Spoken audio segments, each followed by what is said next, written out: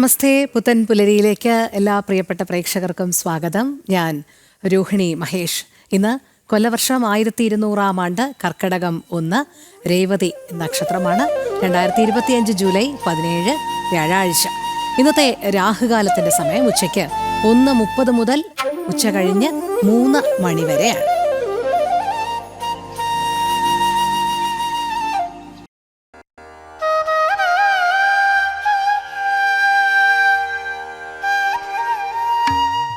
നമസ്കാരം.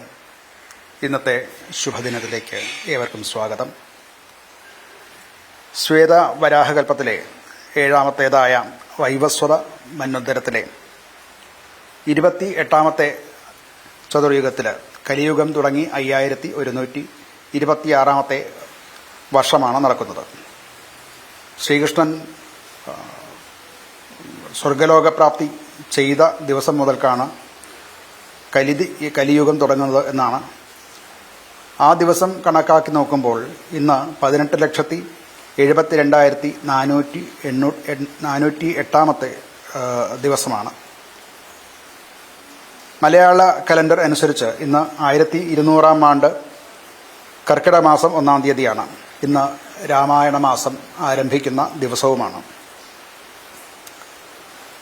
ഇന്നത്തെ ദിവസം വ്യാഴമാണ്.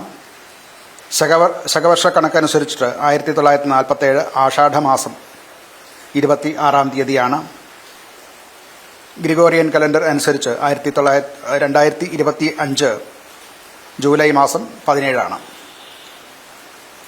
ഇന്ന് തിഥി വരുന്നത് സപ്തമിയാണ്. കൃഷ്ണപക്ഷത്തിലെ സപ്തമി തിഥിയാണ് ഇന്ന്. കരണം വിഷ്ടികരണമാണ്. ഞാറ്റുവേല പുണർദം ഞാറ്റുവേലയാണ്. പുണർദം ഞാറ്റുവേല കർക്കിടക മാസത്തിലാണ് സാധാരണ വരുന്നത്. കർക്കിടക മാസത്തിലേ വരുള്ളൂ. ഇന്ന് നിത്യയോഗം അതികണ്ഠനാമ നിത്യയോഗമാണ്. ഇന്ന് സൂര്യോദയം വരുന്നത് രാവിലെ 6:15 സൂര്യോദയം വരുന്നത്. അസ്തമയം വരുന്നത് 6 മണി വൈകിട്ട് 6:45 03 അസ്തമയം സംഭവിക്കുന്നത്. ഈ സൂര്യാസ്തമയവും സൂര്യോദയവും പറയുന്നത് മധ്യകേരളത്തിലെ ഉദയാസ്തമയങ്ങളാണ്. ഇതിന് ഏതാനും നാഴിക വിനാഴികകൾ അല്ലെങ്കിൽ മിനിറ്റുകൾ വ്യത്യാസം വരാവുന്നതാണ്. മധ്യകേരളത്തിൽ നിന്ന് ഉത്തര ദിക്കിലേക്കോ ദക്ഷിണ ദിക്കിലേക്കോ പോകുമ്പോൾ. ഇത് ദക്ഷിണായന കാലം തുടങ്ങുന്ന ദിവസമാണ്. സൂര്യൻ കർക്കിടകത്തിലേക്ക് സംക്രമിക്കുന്ന ദിവസം മുതൽക്കാണ് ദക്ഷിണ അയനകാലം. അങ്ങനെ 6 മാസം, ഇനിയുള്ള 6 മാസക്കാലം സൂര്യന്റെ ദക്ഷിണ അയനകാലം നടക്കുന്ന കാലമാണ്. ദിനമാനമാകട്ടെ ഇന്ന് 12 മണിക്കൂർ 29 മിനിറ്റ് 57 സെക്കൻഡാണ് ഇന്നത്തെ ദിനമാനം. ദിനമാനം എന്ന് വെച്ചാൽ പകലിന്റെ ദൈർഘ്യമാണ് ദിനമാനം എന്ന് പറയുന്നത്. ഇന്ന് രാഹുകാലം സംഭവിക്കുന്നത് ഉച്ചയ്ക്ക് 2:03 തുടങ്ങി 3:37 വരെയുള്ള സമയത്താണ് രാഹുകാലം സംഭവിക്കുന്നത്. ഗുളികകാലം വരുന്നത് രാവിലെ 9:22 മുതൽക്ക് 10:56 വരെയുള്ള സമയത്ത് ഗുളികകാലമാണ്. യമകണ്ഠക കാലമാകട്ടെ രാവിലെ 6:15 തുടങ്ങിയിട്ട് 7:48 വരെയുള്ള സമയത്താണ്. ഈ 3 കാലങ്ങളും ഗുളികകാലം, യമകണ്ഠകാലം, അതുപോലെ രാഹുകാലം, ഇത് 3ഉം വർജ്യങ്ങളായിട്ടുള്ള സമയമാണ്. ആ സമയത്ത് പുതിയ യാത്ര തുടങ്ങുക, അങ്ങനെയുള്ള കാര്യങ്ങളൊക്കെ വർജിക്കേണ്ട കാലമാണ്. ഇന്ന് ചന്ദ്രാഷ്ടമം വരുന്നത് ചിങ്ങക്കൂറുകാർക്കാണ് ചന്ദ്രാഷ്ടമം വരുന്നത്. ചിങ്ങക്കൂറിൽ വെച്ച് നോക്കുമ്പോൾ അഷ്ടമത്തിലാണ്, 8ാം ഭാവത്തിലാണ് ചന്ദ്രൻ. ചന്ദ്രൻ അഷ്ടമത്തിൽ വരുന്ന ദിവസം പൊതുവെ നല്ല ശുഭകാര്യങ്ങളൊന്നും ചെയ്യാറില്ല. ഈ ചിങ്ങക്കൂറ് എന്ന് പറയുന്നത് മകം, പൂരം, ഉത്രം നാളുകാരാണ്. ഈ 3 നാളിലുള്ളവർക്കും ഇന്നത്തെ ദിവസം അനുകൂലമല്ല. പ്രധാനപ്പെട്ടതല്ലാത്തതായ കാര്യങ്ങൾ ഒക്കെ ചെയ്യാം. എങ്കിലും വളരെ പ്രധാനപ്പെട്ടതായിട്ടുള്ള യാത്രകളോ അല്ലെങ്കിൽ സംരംഭങ്ങളോ ഇന്നേ ദിവസം അവർ ഉപേക്ഷിക്കുന്നത് നന്നായിരിക്കും. ശ്രീരാമചന്ദ്രൻ അദ്ദേഹത്തിൻ്റെ സൗരമായിട്ടുള്ള സൂര്യവംശത്തിൽ നിന്ന് ഉത്ഭവിച്ച വ്യക്തിയാണ്. ആ സൂര്യവംശജൻ എന്ന് പറയുമ്പോൾ അച്ഛനെയും ചന്ദ്രൻ കേന്ദ്രത്തിൽ ഉണ്ട് എന്നുള്ളതുകൊണ്ട് അമ്മയെയും പ്രതിനിധീകരിക്കുന്നു. അപ്പോൾ ഇത് രണ്ടും ചേർന്ന് പുണർദം നക്ഷത്രത്തിലാണ് ജനിച്ചിട്ടുള്ളത്. പുണർദം ഞാറ്റുവേലയും ഈ കർക്കിടകത്തിലാണ് വരുന്നത്. ഇവയെല്ലാം കൂടെ യോജിക്കുന്നതായിട്ടുള്ള മാസം എന്നുള്ള നിലയ്ക്ക് കർക്കിടക മാസം പൊതുവെ രാമായണ മാസമായിട്ട് ആചരിക്കുന്നത് ശരിയാണ് എന്ന് നമുക്ക് മനസ്സിലാക്കാവുന്നതാണ്. ഈ കാലം, ഈ കർക്കിടക മാസം 1-ാം തീയതി മുതൽക്ക് നമുക്ക് രാമായണ കഥകൾ ഉരുവിടുകയും അതിൽ നിന്നുള്ള തത്വങ്ങൾ ഗ്രഹിക്കുകയും ശ്രീരാമരാജ്യം വീണ്ടും ഭാരതത്തിൽ ഉണ്ടാവാൻ വേണ്ടി പ്രാർത്ഥിക്കുകയും ആവാം. നമസ്കാരം.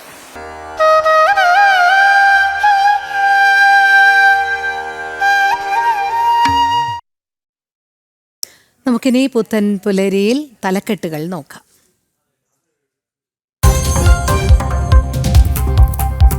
വിവാദങ്ങൾക്കൊടുവിൽ ജാനകി വി സിനിമ തിയേറ്ററുകളിലേക്ക്. ആദ്യ ഷോ രാവിലെ 10-ന് തൃശൂർ രാഗം തിയേറ്ററിൽ ചിത്രം കാണാൻ സുരേഷ് ഗോപിയും.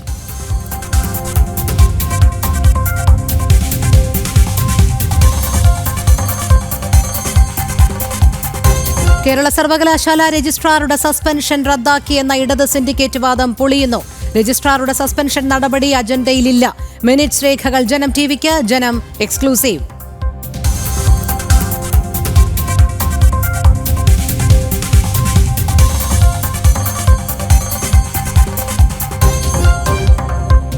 കോഴിക്കോട് മെഡിക്കൽ കോളേജിനെതിരെ ഗുരുതരാരോപണം. ന്യൂമോണിയ ബാധിച്ചു മരിച്ച ദളിത് പെൺകുട്ടിയെ ചികിത്സിച്ചില്ലെന്ന് കുടുംബം. മരിച്ചത് മലപ്പുറം മക്കക്കാട് സ്വദേശി സുരേഷിന്റെ ഓട്ടിസം ബാധിച്ച മകൾ. വെന്റിലേറ്റർ സൗകര്യമില്ലെന്ന് പറഞ്ഞ് മടക്കി അയച്ചു.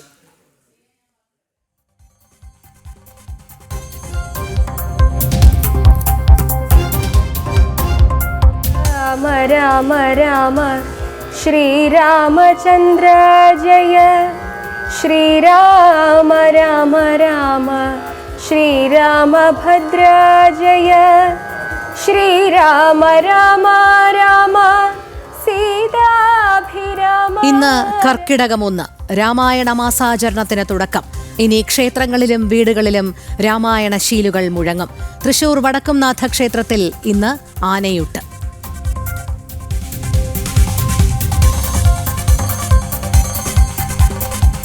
ഇന്ന് വിശാലിന്റെ വീരബലിദാനത്തിന്റെ 14-ാം ആണ്ട്.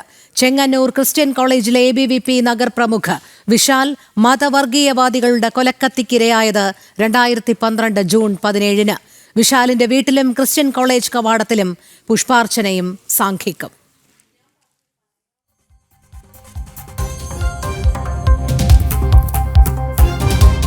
പട്ടികജാതി വിഭാഗങ്ങളോട് അലംഭാവം തുടർന്ന് തിരുവനന്തപുരം കോർപ്പറേഷൻ. പട്ടികജാതി ഫണ്ട് വിനിയോഗത്തിൽ ഏറ്റവും പിന്നിൽ. 2024-25 സാമ്പത്തിക വർഷം ചിലവഴിച്ചത് അനുവദിച്ച തുകയുടെ 63.23% മാത്രം. ജനം എക്സ്ക്ലൂസീവ്.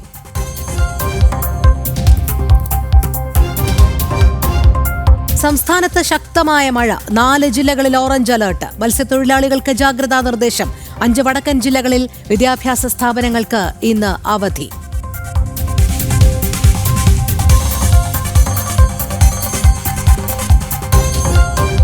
സ്വകാര്യ ബാങ്കുകൾ വഴിയുള്ള കള്ളപ്പണക്കടത്ത് കേസിൽ അന്വേഷണത്തിന് ഇഡിയും. ആദായ നികുതി വകുപ്പ് റിപ്പോർട്ട് കൈമാറും. വിദേശത്തേക്ക് കടത്തിയത് 2700 കോടി രൂപ.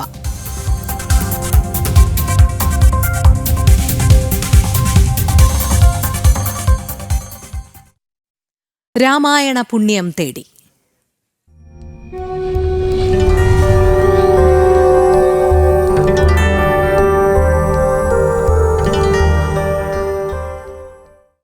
പഞ്ഞക്കർക്കിടകത്തെ രാമായണ ശീലുകളാൽ സ്വീകരിക്കാനൊരുങ്ങി മലയാള നാട്.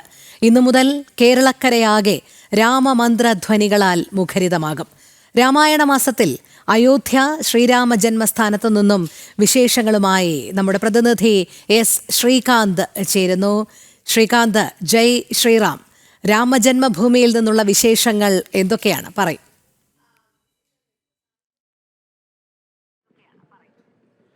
രോഹിണി, ജയ് ശ്രീറാം.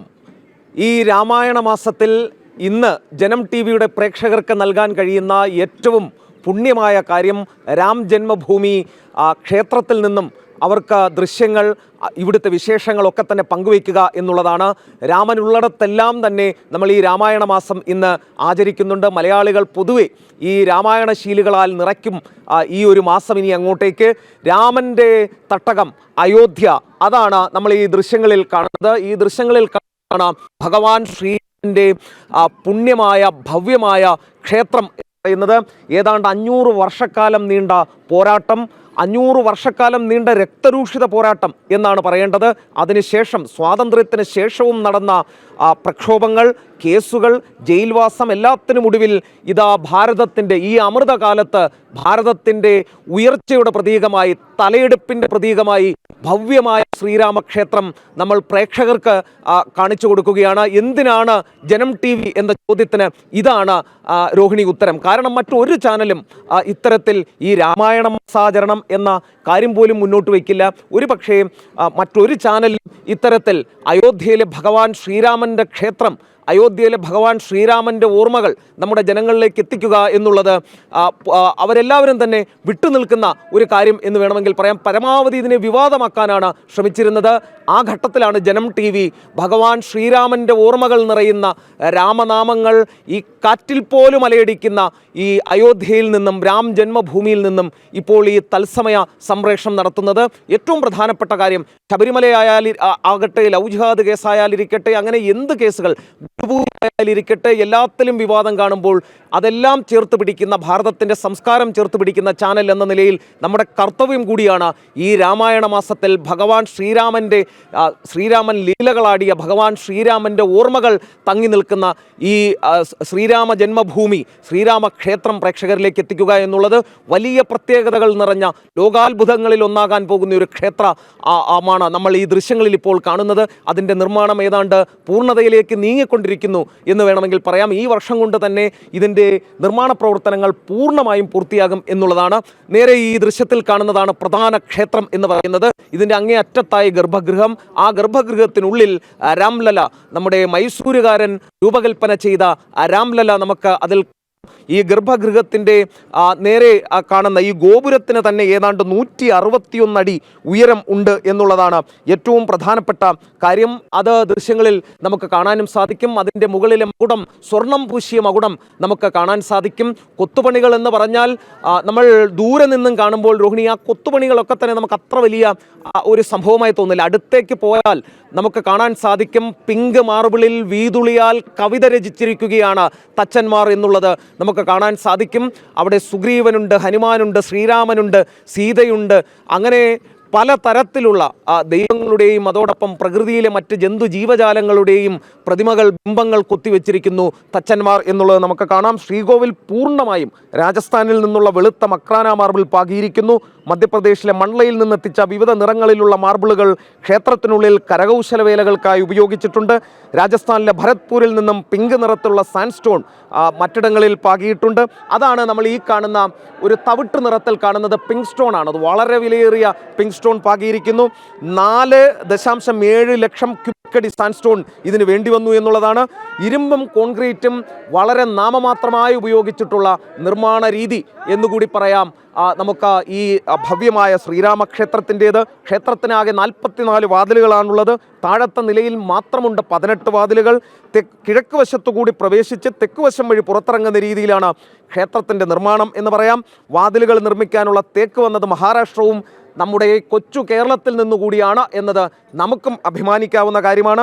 ശ്രീകോവിലിൻ്റെ വാതിലടക്കം 14 വാതിലുകൾ സ്വർണം പൂശിയതാണ്. തമിഴ്നാട്ടിലെ ദ്രാവിഡ രീതിയിൽ ക്ഷേത്രത്തെ വലയം ചെയ്ത് മതിൽ നിർമ്മിക്കുന്നുണ്ട്. 14 അടി വീതിയിൽ 2 നില കെട്ടിടത്തിൻ്റെ ഉയരത്തിലാണ് ഈ ക്ഷേത്രമതിലിൻ്റെ, ചുറ്റുമതിലിൻ്റെ നിർമ്മാണം നടക്കാൻ പോകുന്നത്. പ്രധാന ക്ഷേത്രം കൂടാതെ അങ്കണത്തിൽ 7 ഉപക്ഷേത്രങ്ങളുണ്ട്. രാം ജന്മഭൂമിയിൽ വാൽമീകിയുടെ, വസിഷ്ഠൻ്റെ, വിശ്വാമിത്രൻ്റെ, അഗസ്ത്യൻ്റെ, നിഷാദരാജൻ്റെ, നമ്മുടെ ശബരിയുടെ, അഹല്യ എന്നിവരുടെ ക്ഷേത്രങ്ങളിൽ അതിൻ്റെ ക്ഷേത്രങ്ങൾ, പ്രതിഷ്ഠകൾ ഈ ശ്രീരാം ജന്മഭൂമിയിൽ നമുക്ക് കാണാം. ജടായുവിൻ്റെ പ്രതിമയും തെല്ലകലയായി നമുക്ക് കാണാനും സാധിക്കും. നമ്മുടെ ചടയമംഗലത്തെ ആ ഒരു വിശ്വാസം ഉണ്ട്. ചടയമംഗലത്ത് ജടായുവിന് വേണ്ടി മാത്രം സമർപ്പിക്കപ്പെട്ട ഒരു സ്മാരകമടക്കം അവിടെയുണ്ട്. അവിടെ ജടായുവിൻ്റെ പ്രതിഷ്ഠയും നമുക്കിവിടെ കാണാൻ സാധിക്കും. രോഹിണി, ഈ രാമായണ മാസത്തിൽ, ഈ രാമായണ കർക്കിടകം 1 തുടങ്ങുന്ന ദിവസത്തിൽ നമ്മൾ ജനം TV, അത് നമ്മുടെ ഒരു ദൗത്യം കൂടിയാണ്. ഈ ഭവ്യമായ ശ്രീരാമക്ഷേത്രം, ഇവിടേക്ക് എത്താൻ കഴിയാത്ത ഒട്ടനവധി നമ്മുടെ പ്രേക്ഷകരുണ്ട്. അത് പ്രായമായ ആളുകളുണ്ട്, സാമ്പത്തിക പരാധീനതകൾ കൊണ്ട് ഇവിടേക്ക് എത്താൻ സാധിക്കാത്തവരുണ്ട്. എന്നാൽ ഒരു നോക്ക് കാണാൻ ഭഗവാൻ ശ്രീരാമൻ്റെ ഭവ്യമായ ക്ഷേത്രം ഒരു നോക്ക് അതെ, ശ്രീകാന്ത് പറഞ്ഞതുപോലെ ഈ രാമായണ മാസത്തിൽ അയോധ്യയിൽ നിന്നുള്ള രാമക്ഷേത്രത്തിന്റെ തത്സമയ ദൃശ്യങ്ങൾ കാണുന്നത് തന്നെ പുണ്യം എന്ന് തന്നെ കരുതേണ്ടിയിരിക്കുന്നു. അതോടൊപ്പം ശ്രീകാന്ത്, നമുക്കറിയാം നമ്മൾ ഈ കർക്കിടകത്തെ എപ്പോഴും സ്വീകരിക്കുന്നത് രാമായണ ശീലുകളാലാണല്ലോ. മനസ്സിനും ശരീരത്തിനും നേരിടുന്ന വ്യാധികളെയും ആധികളെയും ഒക്കെ രാമമന്ത്രത്താൽ പ്രതിരോധിക്കാൻ കഴിയും എന്നുള്ള ശീലത്തിന്റെ അടിസ്ഥാനത്തിൽ നമ്മൾ ഈ പഞ്ഞമാസത്തിന്റെ തുടക്കം കുറിക്കുമ്പോൾ ഓരോരുത്തരും രാമരാമ മന്ത്രം ജപിക്കുമ്പോൾ നമുക്ക് അയോധ്യയിൽ നിന്നുള്ള ഈ ദൃശ്യങ്ങൾ കൂടി വരുന്നതോട് വലിയ രീതിയിൽ മനസ്സിന് ഒരു നിറവാണ് ലഭിക്കുന്നത്. അതുകൊണ്ട് തന്നെ ശ്രീകാന്തിന് അവിടെ നിന്നും പങ്കുവയ്ക്കാൻ കഴിയുന്ന വിശേഷങ്ങളോടൊപ്പം അവിടെ ഇപ്പോഴും വലിയ രീതിയിലുള്ള ഭക്തജന തിരക്ക് ഇങ്ങനെ വന്നുകൊണ്ടിരിക്കുകയാണോ? അവിടെയുള്ള അകത്തെ വിശേഷങ്ങളൊക്കെ പറഞ്ഞു കഴിഞ്ഞു. അതോടൊപ്പം തന്നെ എങ്ങനെയാണ് ഭക്തരുടെ ഒരു പ്രവാഹം, പ്രത്യേക പൂജകൾ അങ്ങനെ എന്തെങ്കിലും ഉണ്ടോ? അതുമായി ബന്ധപ്പെട്ട വിവരങ്ങൾ കൂടി.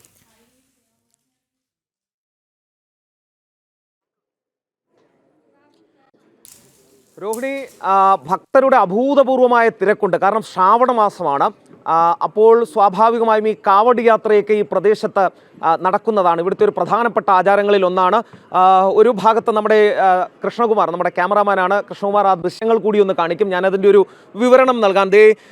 രാവിലെ മുതൽ തന്നെ പരമാവധി നിയന്ത്രിച്ച്, കാരണം ഈ ക്ഷേത്രത്തിനുള്ളിൽ ഏതെങ്കിലും തരത്തിലുള്ള തിക്കും തിരക്കും ഉണ്ടാകാതെ നിയന്ത്രിച്ച് ഇവിടേക്ക് ഭക്തരെ കടത്തിവിടുന്നുണ്ട്. ദൃശ്യങ്ങളിലെല്ലാം നമുക്ക് കാണാം. ശ്രാവൺ മാസമാണ്. ഇവിടെ ക്ഷേത്രങ്ങളിലെല്ലാം വലിയ ഭക്തജന തിരക്കുണ്ടാകുന്ന സമയമാണ്.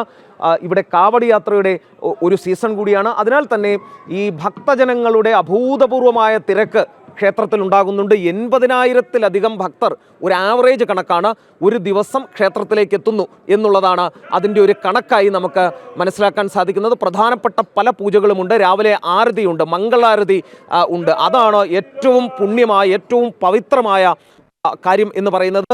ആ മംഗളാരതിയിൽ പങ്കെടുക്കാൻ, മംഗളാരതി കണ്ട് തൊഴാൻ വേണ്ടി ഒട്ടനവധി ആളുകളാണ് രാവിലെ ഈ ശ്രീരാമക്ഷേത്രത്തിലേക്ക് എത്തുന്നത്, അയോധ്യ രാം ജന്മഭൂമിയിലേക്ക് എത്തുന്നത്. ഒരു പക്ഷേ ജനം ടി വിക്ക് മാത്രം കഴിയുന്ന, ജനം ടി വിക്ക് മാത്രം നൽകാൻ കഴിയുന്ന ഒന്നാണ് ഈ അയോധ്യ രാം ജന്മഭൂമിയിലെ ഈ ദൃശ്യങ്ങൾ, ഈ അയോധ്യ രാം ജന്മഭൂമിയിലെ ഈ ഭക്തജന പ്രവാഹം.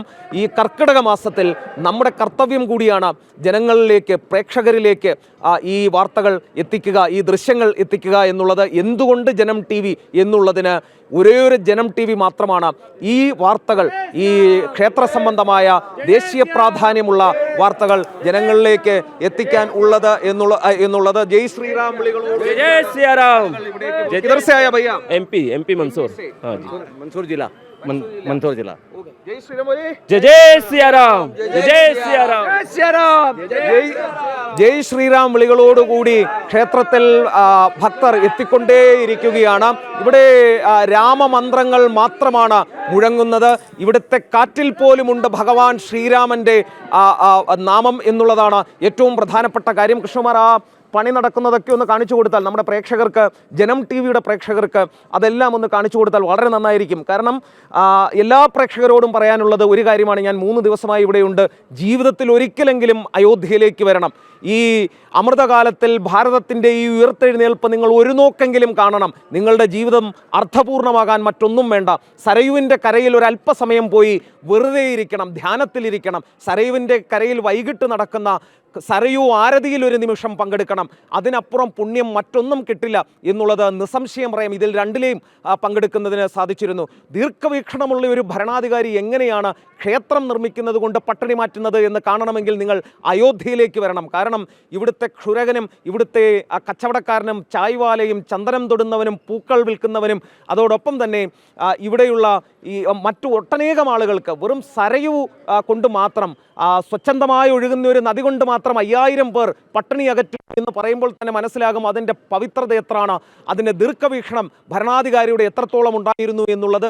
അവിടെ തകർന്നു കിടന്ന ഘാട്ട് നന്നാക്കിയെടുത്ത സരയൂ ആരതി പൂർവാധികം ഭംഗിയായി തുടങ്ങിയതിന് ശേഷം, അവിടെ രാം കെ പേടി സ്ഥാപിച്ചതിന് ശേഷം ഏറ്റവും ഭംഗിയായാണ് കാര്യങ്ങൾ മുന്നോട്ട് പോകുന്നു. 5000 പേർ സരയുകൊണ്ട് മാത്രം ജീവിക്കുന്നു എന്ന് പറയുമ്പോൾ അതിൻ്റെ പ്രത്യേകത എത്രത്തോളം ഉണ്ട് മനസ്സിലാക്കാനും സാധിക്കും.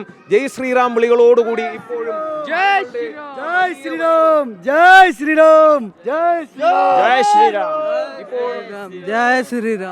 ഇപ്പോഴും പ്രേക്ഷകരുടെ ശ്രദ്ധയ്ക്ക് ഇത് ഇവിടേക്ക് അയോധ്യയിൽ അഭൂതപൂർവമായ ഭക്തജന തിരക്ക്, ഞാൻ നേരത്തെ ചൂണ്ടിക്കാണിച്ചതുപോലെ അഭൂതപൂർവമായ ഭക്തജന തിരക്ക്. അതിൽ സ്ത്രീകളുണ്ട്, കുട്ടികളുണ്ട്, വൃദ്ധരുണ്ട്, അങ്ങനെ ശാരീരിക വൈഷമ്യമുള്ളവരുണ്ട്. എല്ലാവരും അയോധ്യയിലേക്ക് എത്തുന്നുണ്ട്. ഭഗവാൻ ശ്രീരാമൻ്റെ പ്രഭുവിൻ്റെ ഒരു നിമിഷ നേരത്തെ ദർശനത്തിന് വേണ്ടിയാണ് ഇവിടേക്ക് എത്തുന്നത്. കൃഷ്ണമർ, ആ ഭക്തജനങ്ങളുടെ ആ ഒരു പ്രവാഹം ആ ദൃശ്യങ്ങൾ കൂടി കാണിച്ചു കൊടുക്കാം. അകത്ത് ഏതെങ്കിലും തരത്തിലുള്ള തിക്കും തിരക്കും ഉണ്ടാകാതിരിക്കാൻ വളരെ കാര്യമായി തന്നെ ഘട്ടം ഘട്ടമായാണ് ആളുകളെ കയറ്റിവിടുന്നത്. കിഴക്ക് വശത്തുകൂടി കയറി തെക്ക് വശത്തുകൂടി ഇറങ്ങിപ്പോകുന്ന രീതിയിൽ അത് ക്രമീകരിച്ചിരിക്കുന്നു. ഞാൻ പറഞ്ഞു വന്നത് അങ്ങനെയാണ്. ഒരു ക്ഷേത്രം പണിതാൽ പട്ടിണി മാറും എന്നുള്ളതിൻ്റെ ഏറ്റവും പ്രധാനപ്പെട്ട സംഗതിയാണിത്. ഞാൻ ഇന്നലെ രാത്രി ഈ അയോധ്യയിലെ തെരുവുകളിലൂടെ നടന്നു രോഹിണി. അതായത് നമുക്ക് തെരുവിലിങ്ങനെ രാമമന്ത്രം മാത്രം മുഴങ്ങുന്ന തെരുവിലൂടെ നമുക്കിങ്ങനെ അലിഞ്ഞു ചേർന്ന് നടക്കാം. അതാണ് അയോധ്യയിലെ ഏറ്റവും പ്രധാനപ്പെട്ട ഒരു കാര്യം എന്ന് പറയുന്നത്.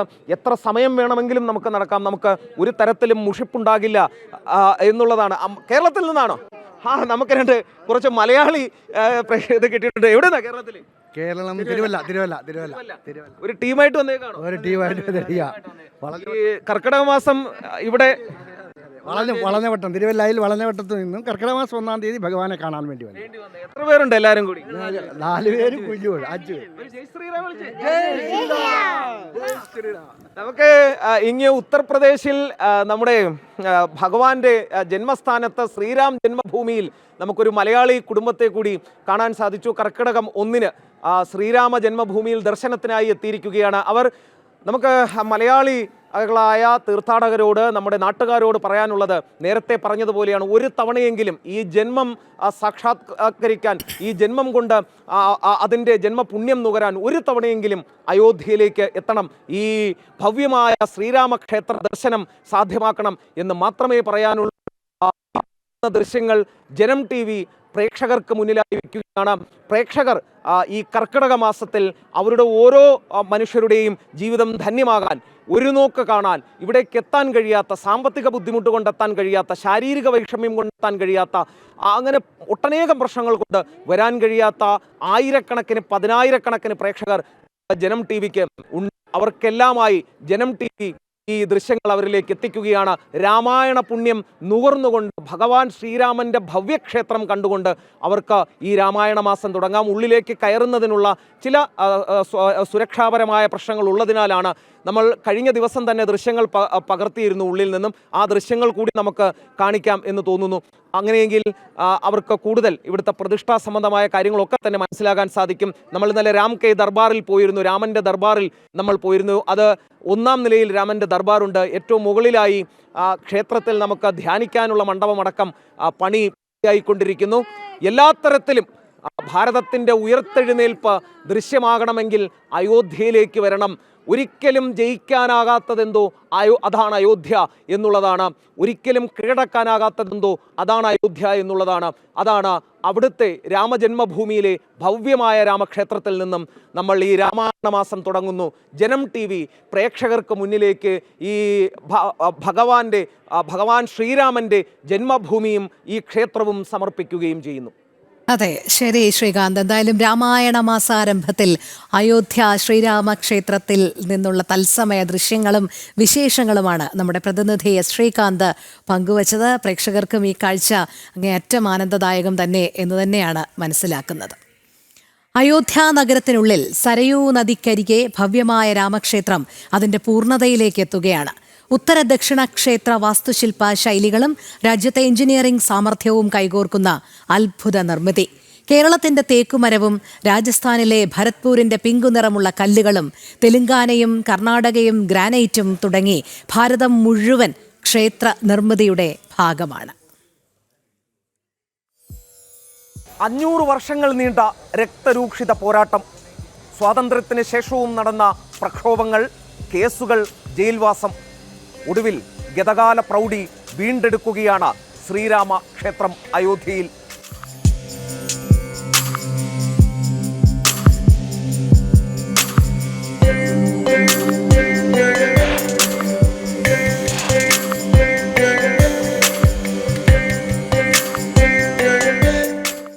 പതിറ്റാണ്ടുകൾ നീണ്ട കാത്തിരിപ്പിനൊടുവിൽ 2020 ഓഗസ്റ്റ് 5-നാണ് അയോധ്യയിൽ രാമക്ഷേത്ര നിർമ്മാണം ആരംഭിച്ചത്.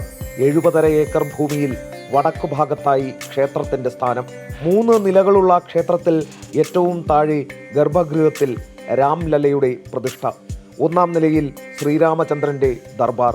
ധ്യാനമണ്ഡപമടക്കം ഉൾക്കൊള്ളുന്ന 3-ാം നിലയുടെ പണി പുരോഗമിക്കുന്നു. ഗർഭഗൃഹത്തിന്റെ ഗോപുരത്തിന് മാത്രം വരും 161 അടി ഉയരം.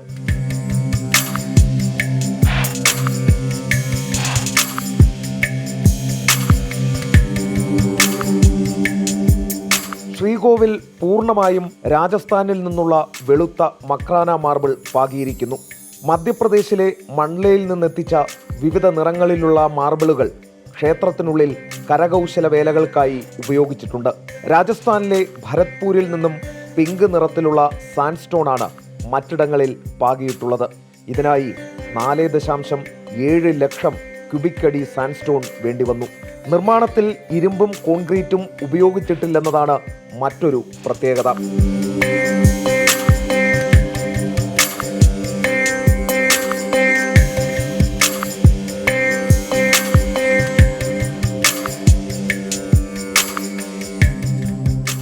മാർബിൾ ശിലയിൽ വീതുളിയാൽ കവിത രചിക്കുകയാണ് തച്ചന്മാർ. ശ്രീരാമനും സീതയും ഹനുമാനും സുഗ്രീവനും ഭരതനും അങ്ങനെ പലവിധ ചിത്രങ്ങൾ, പലവിധ വർണ്ണങ്ങളിലുള്ളവ നമുക്കിവിടെ കാണാം. ലോകത്തിലെ മഹാത്ഭുതങ്ങളിൽ ഒന്നായി മാറും ശ്രീരാമക്ഷേത്രം എന്നുള്ളത് നിസ്സംശയം പറയാം. ക്ഷേത്രത്തിനാകെ 44 വാതിലുകളുണ്ട്. താഴത്തെ നിലയിൽ 18 എണ്ണം. തീർത്ഥാടകർ കിഴക്കുവശത്തുകൂടി പ്രവേശിച്ച് തെക്കുവശം വഴി പുറത്തിറങ്ങുന്ന രീതിയിലാണ് ക്ഷേത്രത്തിന്റെ നിർമ്മാണം. വാതിലുകൾ നിർമ്മിക്കാനുള്ള തേക്ക് ഉരുപ്പടികൾ മഹാരാഷ്ട്ര, കേരളം എന്നിവിടങ്ങളിൽ നിന്നാണ് എത്തിച്ചത്. ശ്രീകോവിലിന്റെ വാതിലടക്കം 14 വാതിലുകൾ സ്വർണം പൂശിയതാണ്. തമിഴ്നാട്ടിലെ ദ്രാവിഡ നിർമ്മാണ രീതിയിൽ ക്ഷേത്രത്തെ വലയം ചെയ്ത് മതിൽ നിർമ്മിക്കുന്നുണ്ട്. 14 അടി വീതിയിൽ 2 നില കെട്ടിടത്തിന്റെ ഉയരത്തിലാണ് ഈ ചുറ്റുമതിൽ നിർമ്മിക്കുന്നത്.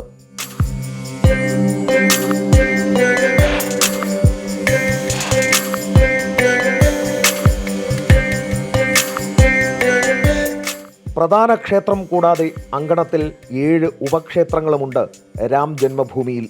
വാൽമീകി, വസിഷ്ഠൻ, വിശ്വാമിത്രൻ, അഗസ്ത്യൻ, നിഷാദ രാജാവ്, ശബരി, അഹല്യ എന്നിവരാണ് ഈ ക്ഷേത്രങ്ങളിലെ പ്രതിഷ്ഠകൾ. ജടായുവിൻ്റെ പ്രതിമയും തെല്ലകലെ രാം ജന്മഭൂമിയിൽ ഇടം പിടിച്ചിട്ടുണ്ട്.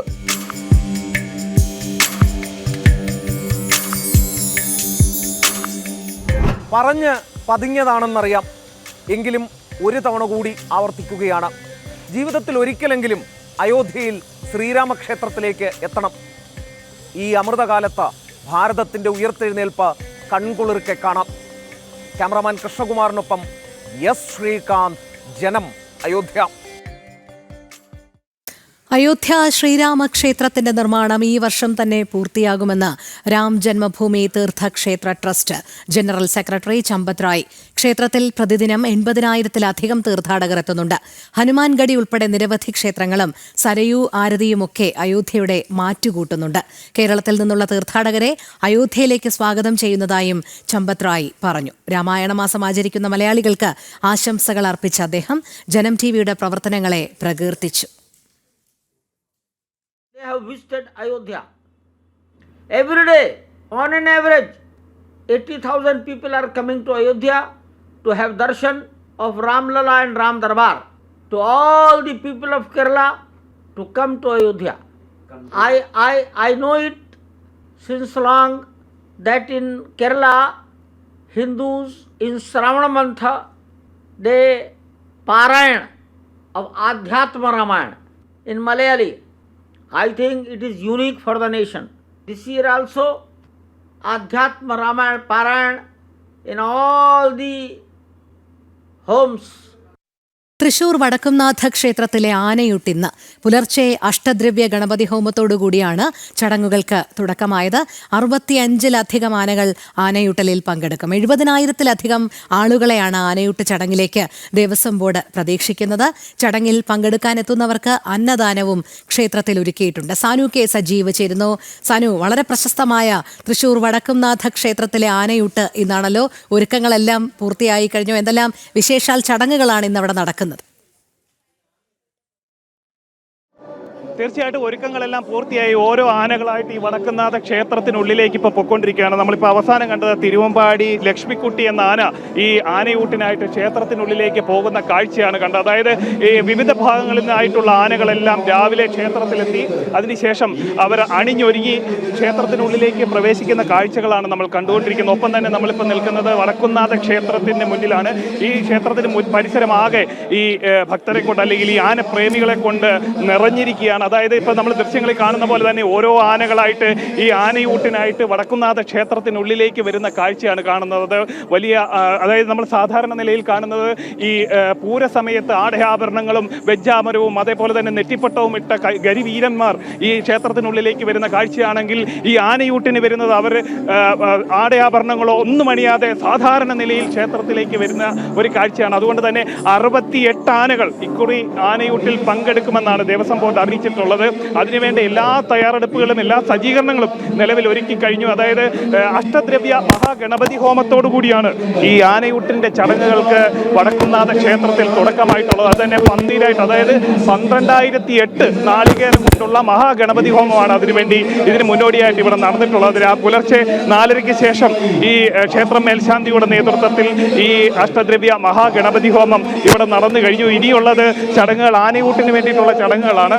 അത് ക്ഷേത്രത്തിനുള്ളിൽ അതിൻ്റെ നടപടിക്രമങ്ങളൊക്കെ പുരോഗമിക്കുകയാണ്. ആദ്യത്തെ ഉരുള അതായത് 9 മണിയോടുകൂടി ആദ്യത്തെ ഉരുള നൽകുന്നത് ക്ഷേത്രം മേൽശാന്തിയാണ്. അതിനുശേഷം കേന്ദ്രമന്ത്രി സുരേഷ് ഗോപിയും ഈ ചടങ്ങിൽ മുഖ്യാതിഥിയായിട്ട് പങ്കെടുക്കും. അതിനുശേഷം ആണ് ഈ ഓരോ ആനകൾക്കും ഈ ഉരുളകൾ അതായത് കർക്കിടക മാസത്തിലെ സുഖചികിത്സയുടെ ഭാഗമായിട്ടുള്ള ഈ ആയിട്ടാണ് ഇത്തരത്തിൽ ആനയൂട്ട് സംഘടിപ്പിക്കുന്നതല്ല നടത്താറുള്ളത്. കഴിഞ്ഞ 45 വർഷമായിട്ട് 1985 മുതൽ വടക്കുംനാഥ ക്ഷേത്രത്തിൽ തുടർച്ചയായിട്ട് നടത്തി വരുന്ന ഒരു ചടങ്ങാണ് ഈ ആനയൂട്ട്. അതിപ്പോഴും വളരെ ഭംഗിയായിട്ട് മുന്നോട്ട് പോകുന്ന ഒരു ചടങ്ങാണ്. നിലവിൽ ഇപ്പോൾ അതിനു വേണ്ടിയിട്ടുള്ള ചടങ്ങുകളൊക്കെ പൂർത്തിയാക്കിയിട്ടുണ്ട്. പഴവർഗ്ഗങ്ങളും അതേപോലെ തന്നെ 200 തൃശൂർ വടക്കുംനാഥ ക്ഷേത്രത്തിലെ ആനയൂട്ടാണ് ഇന്ന് പുലർച്ചെ അഷ്ടദ്രവ്യ ഗണപതി ഹോമത്തോടുകൂടിയാണ് ചടങ്ങുകൾക്ക് തുടക്കമായത്. 65-ലധികം ആനകൾ ആനയൂട്ടലിൽ പങ്കെടുക്കും. എല്ലാ ഒരുക്കങ്ങളും പൂർത്തിയായി കഴിഞ്ഞു. 70,000-ലധികം ആളുകളെയാണ് ആനയൂട്ട് ചടങ്ങിലേക്ക് ദേവസ്വം ബോർഡ് പ്രതീക്ഷിക്കുന്നത്. ചടങ്ങിൽ പങ്കെടുക്കാൻ എത്തുന്നവർക്ക് അന്നദാനവും ക്ഷേത്രത്തിൽ ഒരുക്കിയിട്ടുണ്ട്. ഇവാണ് നമുക്ക് തത്സമയ വിവരങ്ങൾ നൽകിക്കൊണ്ടിരുന്നത്.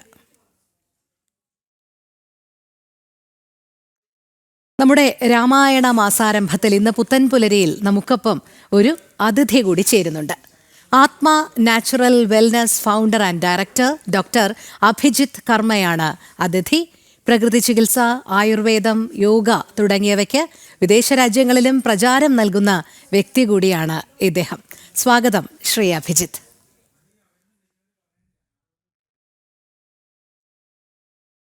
നമുക്ക് അതിഥികളിലേക്കും വിശേഷങ്ങളിലേക്കുമൊക്കെ എത്താം. ഇപ്പോൾ വിശാലിൻ്റെ ബലിദാന ദിനത്തിൻ്റെ ചടങ്ങുകളിലേക്ക് നമ്മൾ പോകുകയാണ്. വിശാലിൻ്റെ വീരബലിദാനത്തിന് ഇന്ന് 14 വയസ്സ്. തത്സമയത്തിലേക്ക് ശക്തിപ്പെടുത്തുവാൻ ഒരു തരത്തിൽ പറഞ്ഞാൽ സമയം വൈകിപ്പോകുന്നു എന്നുള്ള ഒരു ചിന്തയോടെ വിശാലിനെ അടുത്തറിയുന്നവർക്ക് എല്ലാവർക്കും അറിയാം, വളരെ വലിയ തിടുക്കത്തിലായിരുന്നു. പ്രവർത്തനം വ്യാപിപ്പിക്കാൻ സമയം തികയുന്നില്ല എന്നുള്ള വാശിയായിരുന്നു. അതുകൊണ്ടാണ് എല്ലായിടത്തും ഒരുപോലെ ഓടിയെത്താനും എല്ലാവരെയും ഒരുമിപ്പിച്ച് മുതിർന്നവരെ പോലും ഒരുമിപ്പിച്ച് മുന്നോട്ട് കൊണ്ടുപോകാനുമുള്ള പ്രവർത്തനം നടത്തിക്കൊണ്ടിരുന്നു. സ്വാഭാവികമായിട്ടും അത്തരം പ്രവർത്തനങ്ങൾ ചിലരെ സംബന്ധിച്ചിടത്തോളം ഒട്ടും സഹിക്കാൻ പറ്റാത്ത ഒന്നാണ്.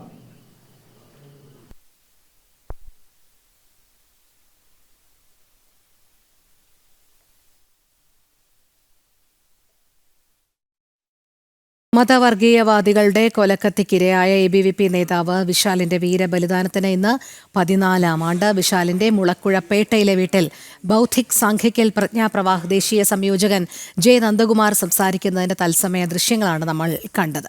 നമുക്ക് അതിഥിയിലേക്ക് പോകാം. നമ്മുടെ രാമായണ മാസത്തിൽ നമ്മളോടൊപ്പം ചേരുന്ന അതിഥി Atma natural wellness founder and director doctor Abhijith കർമ്മയാണ്. സ്വാഗതം ശ്രീ അഭിജിത്ത് കർമ്മ.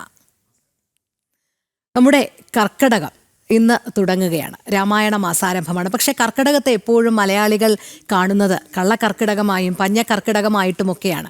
അതുമാത്രമല്ല, ശരീരത്തിനും മനസ്സിനും വലിയ രീതിയിലുള്ള ആധിയും വ്യാധിയും ഒക്കെ ഈ മാസം നൽകും എന്നുള്ള ചില ചിന്തകളുണ്ടല്ലോ. അതിൽ നിന്ന് നമ്മളെ പ്രതിരോധിക്കാൻ, അല്ലെങ്കിൽ കർക്കിടകത്തിൻ്റെ ഏത് കെടുതിയിൽ നിന്നും നമ്മളെ പ്രതിരോധിക്കാൻ നമ്മൾ എങ്ങനെയാണ് സജ്ജമാകേണ്ടത്? ഈ കാലാവസ്ഥ എന്തുകൊണ്ടാണ് കർക്കിടകത്തിൽ അങ്ങേയറ്റം പ്രതികൂലമായി നമ്മളെ ബാധിക്കുന്നത്? തീർച്ചയായിട്ടും ഇപ്പോൾ പറഞ്ഞതുപോലെ പഞ്ഞക്കർക്കിടകത്തിൽ നിന്ന് നമ്മൾ രാമായണ മാസാചരണത്തിലേക്കൊക്കെ വന്നു.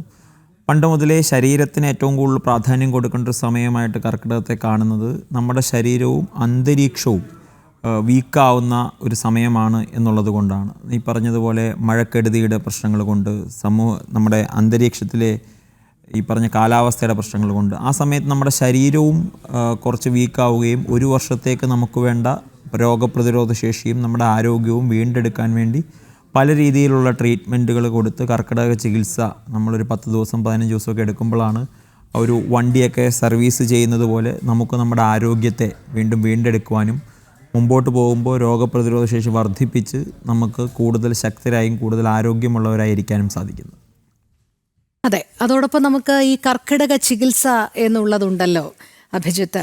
അപ്പോൾ എങ്ങനെയാണ് നമ്മൾ ഈ കർക്കിടക ചികിത്സ നടത്തേണ്ടത്? അത് ആയുർവേദത്തിലും പ്രകൃതി ചികിത്സയിലും ഒക്കെ ഉണ്ട്. എന്നാലും അത് കൃത്യമായി തന്നെ അങ്ങനെ ആ ചികിത്സകൾ നേടുന്നതിൽ, അല്ലെങ്കിൽ അത് പ്രായോഗിക തലത്തിൽ ആർജിക്കുന്നതിൽ നമുക്ക് വലിയ രീതിയിൽ ശരീരത്തിന് ഈ കർക്കിടകത്തെ പ്രതിരോധിക്കാനുള്ള, അല്ലെങ്കിൽ ഏതെങ്കിലും രീതിയിലുള്ളൊരു രോഗ പ്രതിരോധ ശേഷി കൂട്ടുന്നതിന് സഹായിക്കുന്ന ഘടകങ്ങൾ തന്നെയാണ്.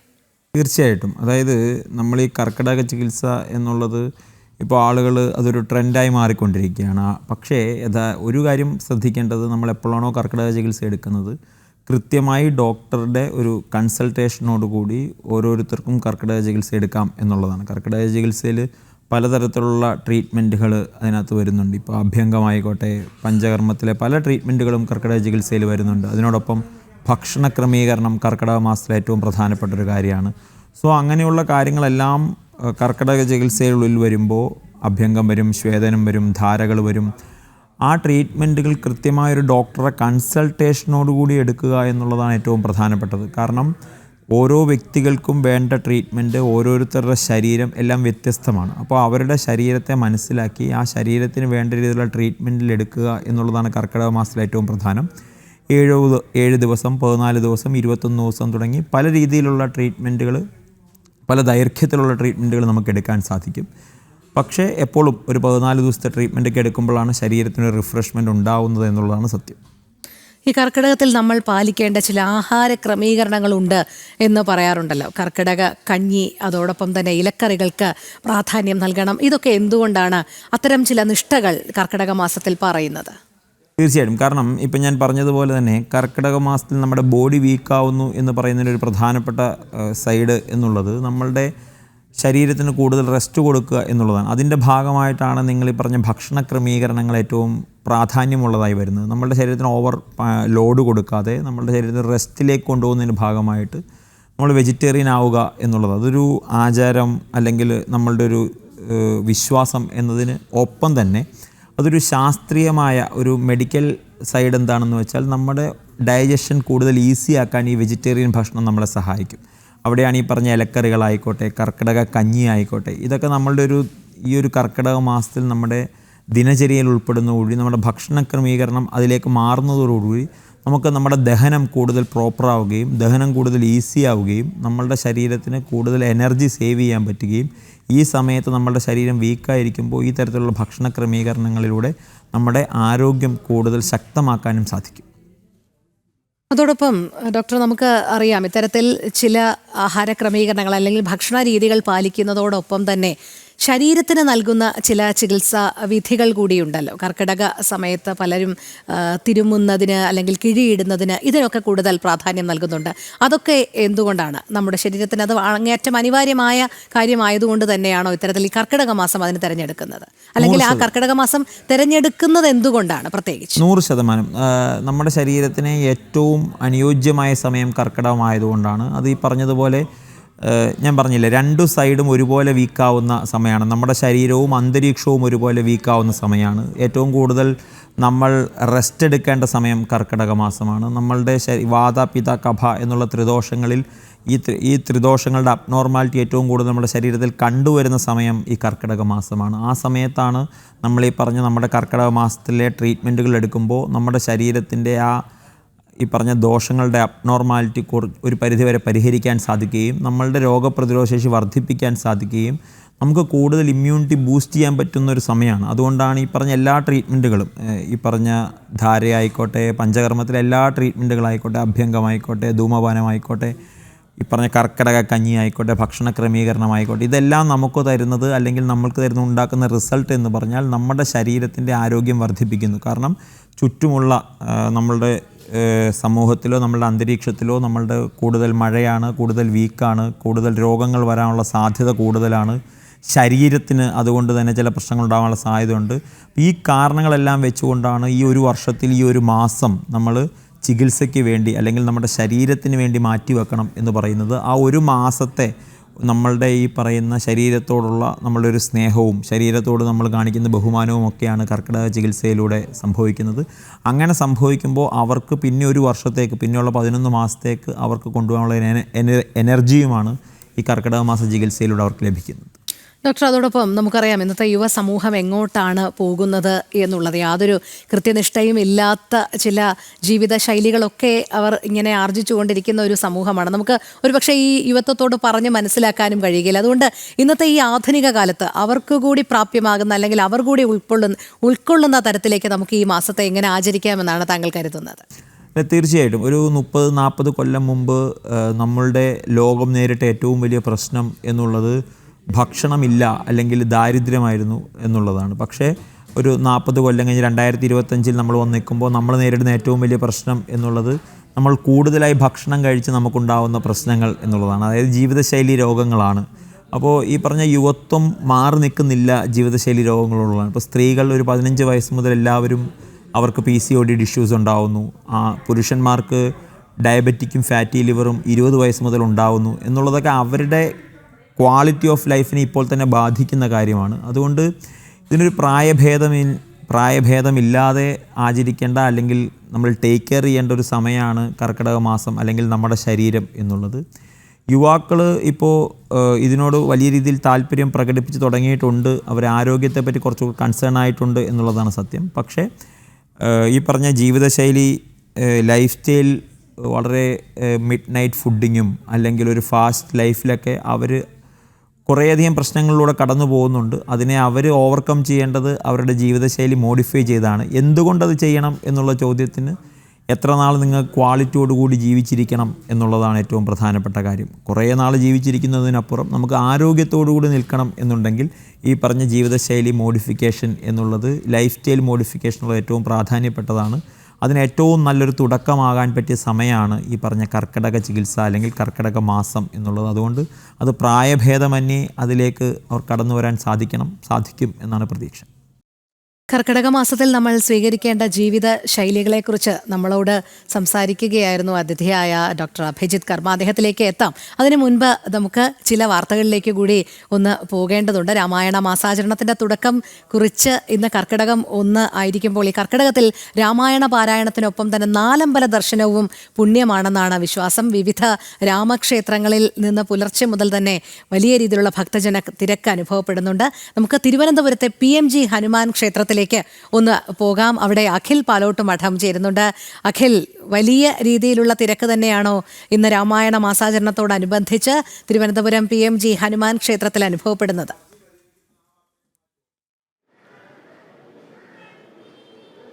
Rohini, good morning. നല്ലൊരു കർക്കിടക പുലരി രോഹിണിക്കും ഞാൻ ആശംസിക്കുകയാണ്.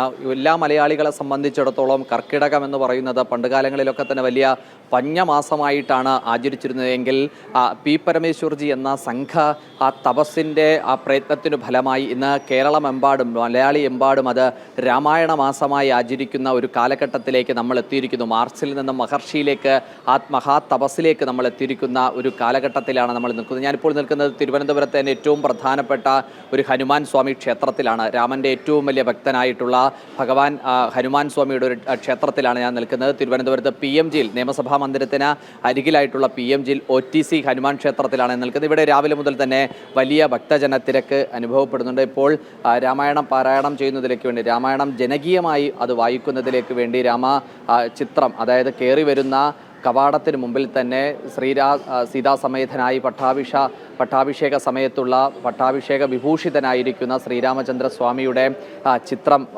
വച്ചിട്ടുണ്ട്. അതിനരികിൽ ഹനുമാന്റെയും വലതുവശത്ത് മഹാഗണപതിയുടെയും ഒക്കെ തന്നെ ചിത്രം ആലേഖനം ചെയ്ത് ഇവിടെ ഭക്തജനങ്ങൾക്ക് വേണ്ടിയിട്ടുള്ള എല്ലാ ക്രമീകരണങ്ങളും ഇവിടെ ഒരുക്കിയിട്ടുണ്ട്. ഇവിടുത്തെ ക്ഷേത്രത്തിൻ്റെ ഒരു പ്രത്യേകത പറയുകയാണെങ്കിൽ 2 ക്ഷേത്രങ്ങളിൽ ഒരുപോലെ തുല്യ പ്രാധാന്യമുള്ള ഒരു അമ്പലമാണ് ഈ OTC ഹനുമാൻ ക്ഷേത്രം എന്ന് പറയുന്നത്. അവിടെ പ്രധാനപ്പെട്ടത് ശിവനും അതുപോലെ തന്നെ ഹനുമാനുമാണ്. കയറിപ്പോകുന്ന ആദ്യത്തെ നടയിലുള്ളത് മഹാദേവന്റെ പ്രതിഷ്ഠയാണ്. അതിന് അരികിലായി ഇടതുവശത്തായി ചേർന്ന് ആലിൻ്റെ മൂട്ടിൽ നാഗദൈവങ്ങളും അതിനോടൊപ്പം തന്നെ ഗണപതി ഭഗവാനുമുണ്ട്. അതിനോടൊപ്പം തന്നെ ഭക്തജനങ്ങൾക്ക് നേരിട്ട് ഭഗവാന് പുഷ്പങ്ങൾ അർപ്പിക്കാൻ, ഭഗവാന്റെ ഇഷ്ടപ്പെട്ട വനമാല അർപ്പിക്കാനുള്ള സൗകര്യാർത്ഥം തന്നെയുള്ള ഒരു ബാലഗണപതിയുമുള്ള ഒരു ക്ഷേത്രം കൂടിയാണ്, ഒരു അമ്പലം കൂടിയാണ് ഈ OTC ഹനുമാൻ ക്ഷേത്രം എന്ന് പറയുന്നത്. പ്രധാനപ്പെട്ടത് വലിയ ഹനുമാന്റെ വിഗ്രഹം തന്നെയാണ് ഇവിടെ ഉള്ളത്. എന്തായാലും ഈ അമ്പലത്തിൽ രാവിലെ മുതൽ വലിയ ഭക്തജന തിരക്ക് അനുഭവപ്പെടുന്നുണ്ട്. നേരത്തെ രോഹിണി സൂചിപ്പിച്ചതുപോലെ തന്നെ നമ്മളുടെ അതിഥികൾ എല്ലാവരും സൂചിപ്പിച്ചതുപോലെ തന്നെ അയോധ്യയിൽ നിന്നും, രാമജന്മഭൂമിയായ അയോധ്യയിൽ നിന്ന് ശ്രീകാന്ത് പറഞ്ഞതുപോലെയൊക്കെ ഈ ഹനുമാൻ ഭഗവാന്റെ ഏറ്റവും വലിയ ദാസനായി മാറുന്നുണ്ട്. രാമായണം ഒറ്റ വാക്കിൽ പറഞ്ഞാൽ തന്നെ രാമൻ്റെ കഥ പറയുന്നു, അതുപോലെ തന്നെ രാവണൻ്റെ മരണം വരെ പറയുന്നു, വനവാസത്തിൻ്റെ കഥകളെല്ലാം പറയുന്നു, അവിടെ നിന്നും ജഡായുവിൻ്റെ മരണം പറയുന്നു. അങ്ങനെ ഓരോ ഘട്ടത്തിലും ഓരോ കാണ്ഡത്തിലും രാമായണത്തിൻ്റെ, ആധ്യാത്മ രാമായണത്തിൻ്റെ ഓരോ ഘട്ടം പരിശോധിക്കുമ്പോഴും മനുഷ്യൻ അത് ദൈവമായി മാറുന്ന ഏറ്റവും വലിയ കൃതിയായി രാമായണം മാറുന്നുണ്ട്. എന്തായാലും രാമായണം ഒരു ജന്മത്തിൻ്റെ ശീലമായി, ഒരു ജന്മത്തിൻ്റെ പുണ്യമായി എല്ലാ മലയാളികളും ഈ ഘട്ടത്തിൽ ചേർത്ത് വയ്ക്കുന്നു എന്നതിൻ്റെ തെളിവാണ് രാമായണ പുലരിയിൽ കർക്കിടക മാസത്തിലെ ഈ അമ്പലത്തിലേക്ക് ദർശനം. നേരത്തെ രോഹിണി സൂചിപ്പിച്ചതുപോലെ തന്നെ നാലമ്പല ദർശനം, ഭഗവാന്റെ ആ നാലമ്പല ദർശനത്തിനോട് ചേർന്നാണ് കേരളത്തിൽ നിരവധിയായ ശ്രീരാമസ്വാമി ക്ഷേത്രങ്ങൾ, അതുപോലെ ഹനുമാൻ സ്വാമി ക്ഷേത്രങ്ങളിലൊക്കെയുള്ള ഭക്തജന തിരക്ക് നമുക്ക് അനുഭവപ്പെടാൻ സാധിക്കുന്നത്. രോഹിണി. ശരി അഖിൽ, രാമായണ മാസാചരണത്തിന് തുടക്കം കുറിക്കുമ്പോൾ ക്ഷേത്രങ്ങളിലെല്ലാം വലിയ രീതിയിലുള്ള ഭക്തജന തിരക്കാണ്. തിരുവനന്തപുരം PMG ഹനുമാൻ ക്ഷേത്രത്തിൽ നിന്നും നമ്മുടെ പ്രതിനിധി അഖിൽ പാലോട്ട് മഠമാണ് വിവരങ്ങൾ നൽകിയത്. നമ്മൾ വീണ്ടും അതിഥിയിലേക്ക് പോവുകയാണ്. നമ്മുടെ അതിഥി Atma natural wellness founder and director doctor Abhijith കർമ്മയാണ്. ഡോക്ടർ അഭിജിത്ത്, നമ്മൾ നേരത്തെ പറഞ്ഞുകൊണ്ടിരുന്നത് ഈ കർക്കിടക മാസത്തിൽ നമ്മൾ ശീലിക്കേണ്ട അല്ലെങ്കിൽ ആർജിക്കേണ്ട ചില ജീവിത ശൈലികളെക്കുറിച്ചാണല്ലോ. ഇപ്പോൾ നമുക്ക് നിരവധി അഭിപ്രായങ്ങൾ ഈ മേഖലയിൽ നിന്ന് ഇങ്ങനെ വരുന്നുണ്ട്. അതായത് പലരും പല രീതിയിലുള്ള അഭിപ്രായ പ്രകടനങ്ങൾ നടത്തുന്നുണ്ട്. ഇതിൽ നിന്ന് കൃത്യമായി നമ്മളൊരു ഉപദേശം തേടുക, അല്ലെങ്കിൽ ഏതാണ് കൃത്യമായി സ്വീകരിക്കേണ്ടത് എന്നത് സംബന്ധിച്ച് പലർക്കും ഇപ്പോഴും ആശയക്കുഴപ്പമുണ്ട്. ഇപ്പോൾ കർക്കിടക കഞ്ഞി തന്നെ ഇൻസ്റ്റന്റായി പാക്കറ്റിലൊക്കെ കിട്ടുന്ന സാഹചര്യം. അപ്പോൾ ഇതൊക്കെ ഏത് രീതിയിലാണ് നമ്മൾ സ്വീകരിക്കേണ്ടത്? ഒരു കൃത്യമായ ചിട്ട ഈ കാലത്ത് എങ്ങനെയാണ് നമ്മൾ ആർജിക്കേണ്ടത്?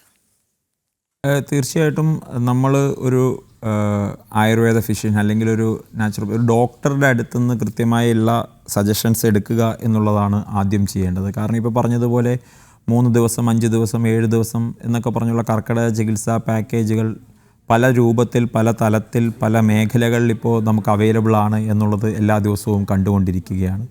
പറഞ്ഞതുപോലെ കർക്കിടക കഞ്ഞി സ്വിഗ്ഗിയിലും സൊമാറ്റോയിലും വരെ കിട്ടുന്ന കാലത്തിലൂടെയാണ് നമ്മൾ പൊയ്ക്കൊണ്ടിരിക്കുന്നത്.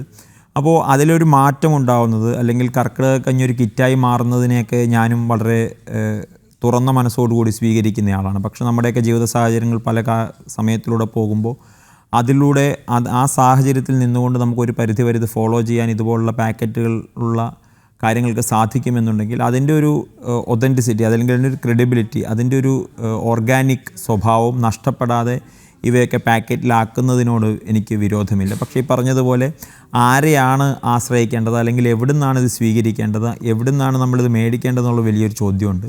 അതിന് ഏറ്റവും എളുപ്പത്തിൽ അല്ലെങ്കിൽ ഏറ്റവും സിമ്പിളായി പറയാൻ പറ്റുന്നത് കൃത്യമായൊരു ഡോക്ടറുടെ കൺസൾട്ടേഷനോടുകൂടി, അല്ലെങ്കിൽ കൃത്യമായൊരു ഡോക്ടറുടെ ഉപദേശത്തോടു കൂടി മാത്രം ഇങ്ങനെയുള്ള കാര്യങ്ങളിലേക്ക് പോവുക എന്നുള്ളതാണ്. നമ്മൾ തമാശയ്ക്ക് പറയുന്നൊരു കാര്യമുണ്ട്, അലോപ്പതിയും നാച്ചുറോപ്പതിയും ആയുർവേദവും ഹോമിയോപ്പതിയും ഒക്കെയുള്ള ഡോക്ടേഴ്സിനോടൊപ്പം ഗൂഗിളോപ്പതി ഡോക്ടേഴ്സും ഉള്ള കാലത്താണ് നമ്മൾ ജീവിക്കുന്നത്. അപ്പോൾ എന്തും ChatGPTയോടും ഗൂഗിളിനോടും ചോദിച്ചിട്ട് ചെയ്യാം എന്ന് തീരുമാനിക്കുന്നു. അവരോട് ചോദിക്കുന്നതിന് വിരോധമില്ല. അത് നിങ്ങളുടെ ഡിസിഷൻ മേക്കിങ്ങിൽ അവർ മാത്രമാവാതിരിക്കുക എന്നുള്ളതാണ്. കൃത്യമായൊരു ഡോക്ടറുടെ നിർദ്ദേശത്തോടു കൂടി മാത്രം കർക്കിടക കഞ്ഞിയാണെങ്കിലും കർക്കിടക ചികിത്സയാണെങ്കിലും നിങ്ങൾ സ്വീകരിച്ചാൽ ഇതുമൂലം ഉണ്ടാകാൻ സാധ്യതയുള്ള എന്തെങ്കിലും പ്രശ്നങ്ങളുണ്ടെങ്കിൽ അത് ഒഴിവാക്കാൻ വേണ്ടി സാധിക്കും.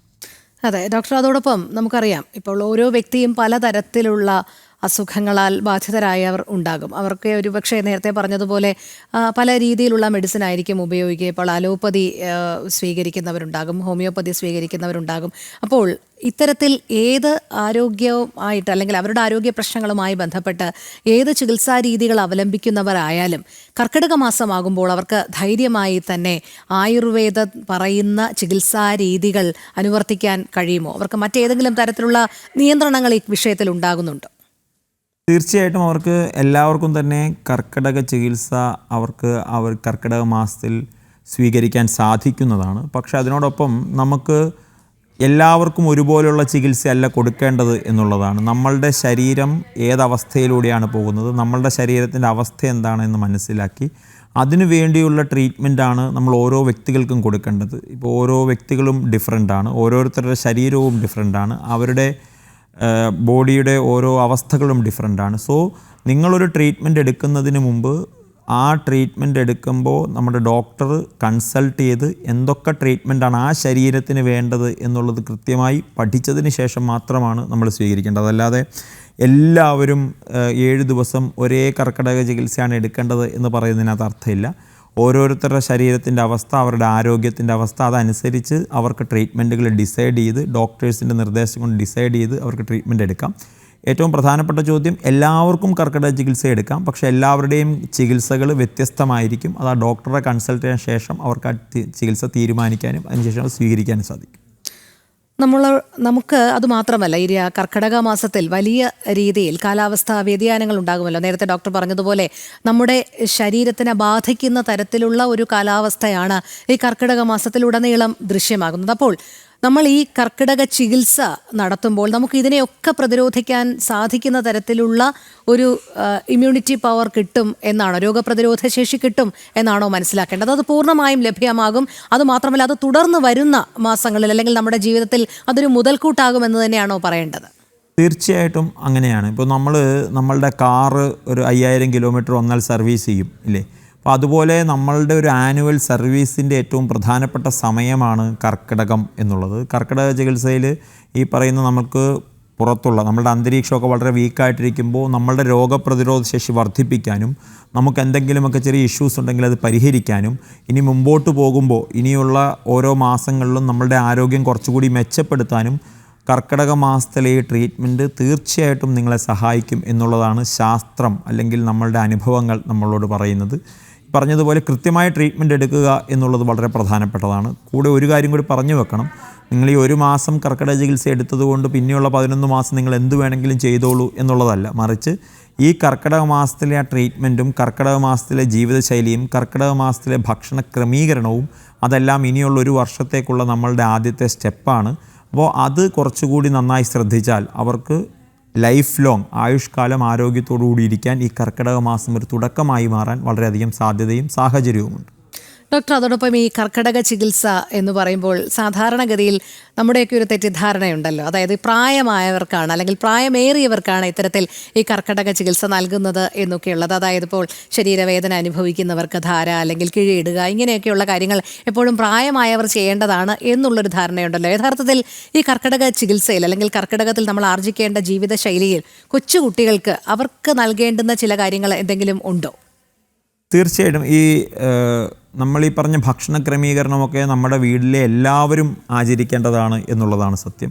പ്രായം എന്നുള്ളത് ഇപ്പോൾ ഒരു ഫാക്ടർ അല്ലാതെ മാറിക്കൊണ്ടിരിക്കുകയാണ്. കാരണം നേരത്തെ പ്രായമുള്ളവർക്കാണ് ഈ പറഞ്ഞ എല്ലാ രോഗങ്ങളോ അല്ലെങ്കിൽ ഒരു അൺഹെൽത്തി കണ്ടീഷൻസ് കണ്ടുവരുന്നത്. ഇപ്പോൾ ഒരു 15 വയസ്സ് കഴിയുമ്പോൾ തൊട്ട് നമ്മളുടെ ഓരോരുത്തരുടെയും ആൺകുട്ടികളും പെൺകുട്ടികളും വീക്കായിക്കൊണ്ടിരിക്കുകയും അവർക്ക് പലതരത്തിലുള്ള പ്രശ്നങ്ങൾ കണ്ടുവരുന്ന ഒരു നിത്യസംഭവമായിക്കൊണ്ടിരിക്കുന്ന ഒരു കൺസൾട്ടേഷൻ ജീവിതത്തിലൂടെ കടന്നു പോകുന്നവരാണ് ഞാൻ ഉൾപ്പെടെയുള്ള ഡോക്ടേഴ്സ് എല്ലാവരും തന്നെ.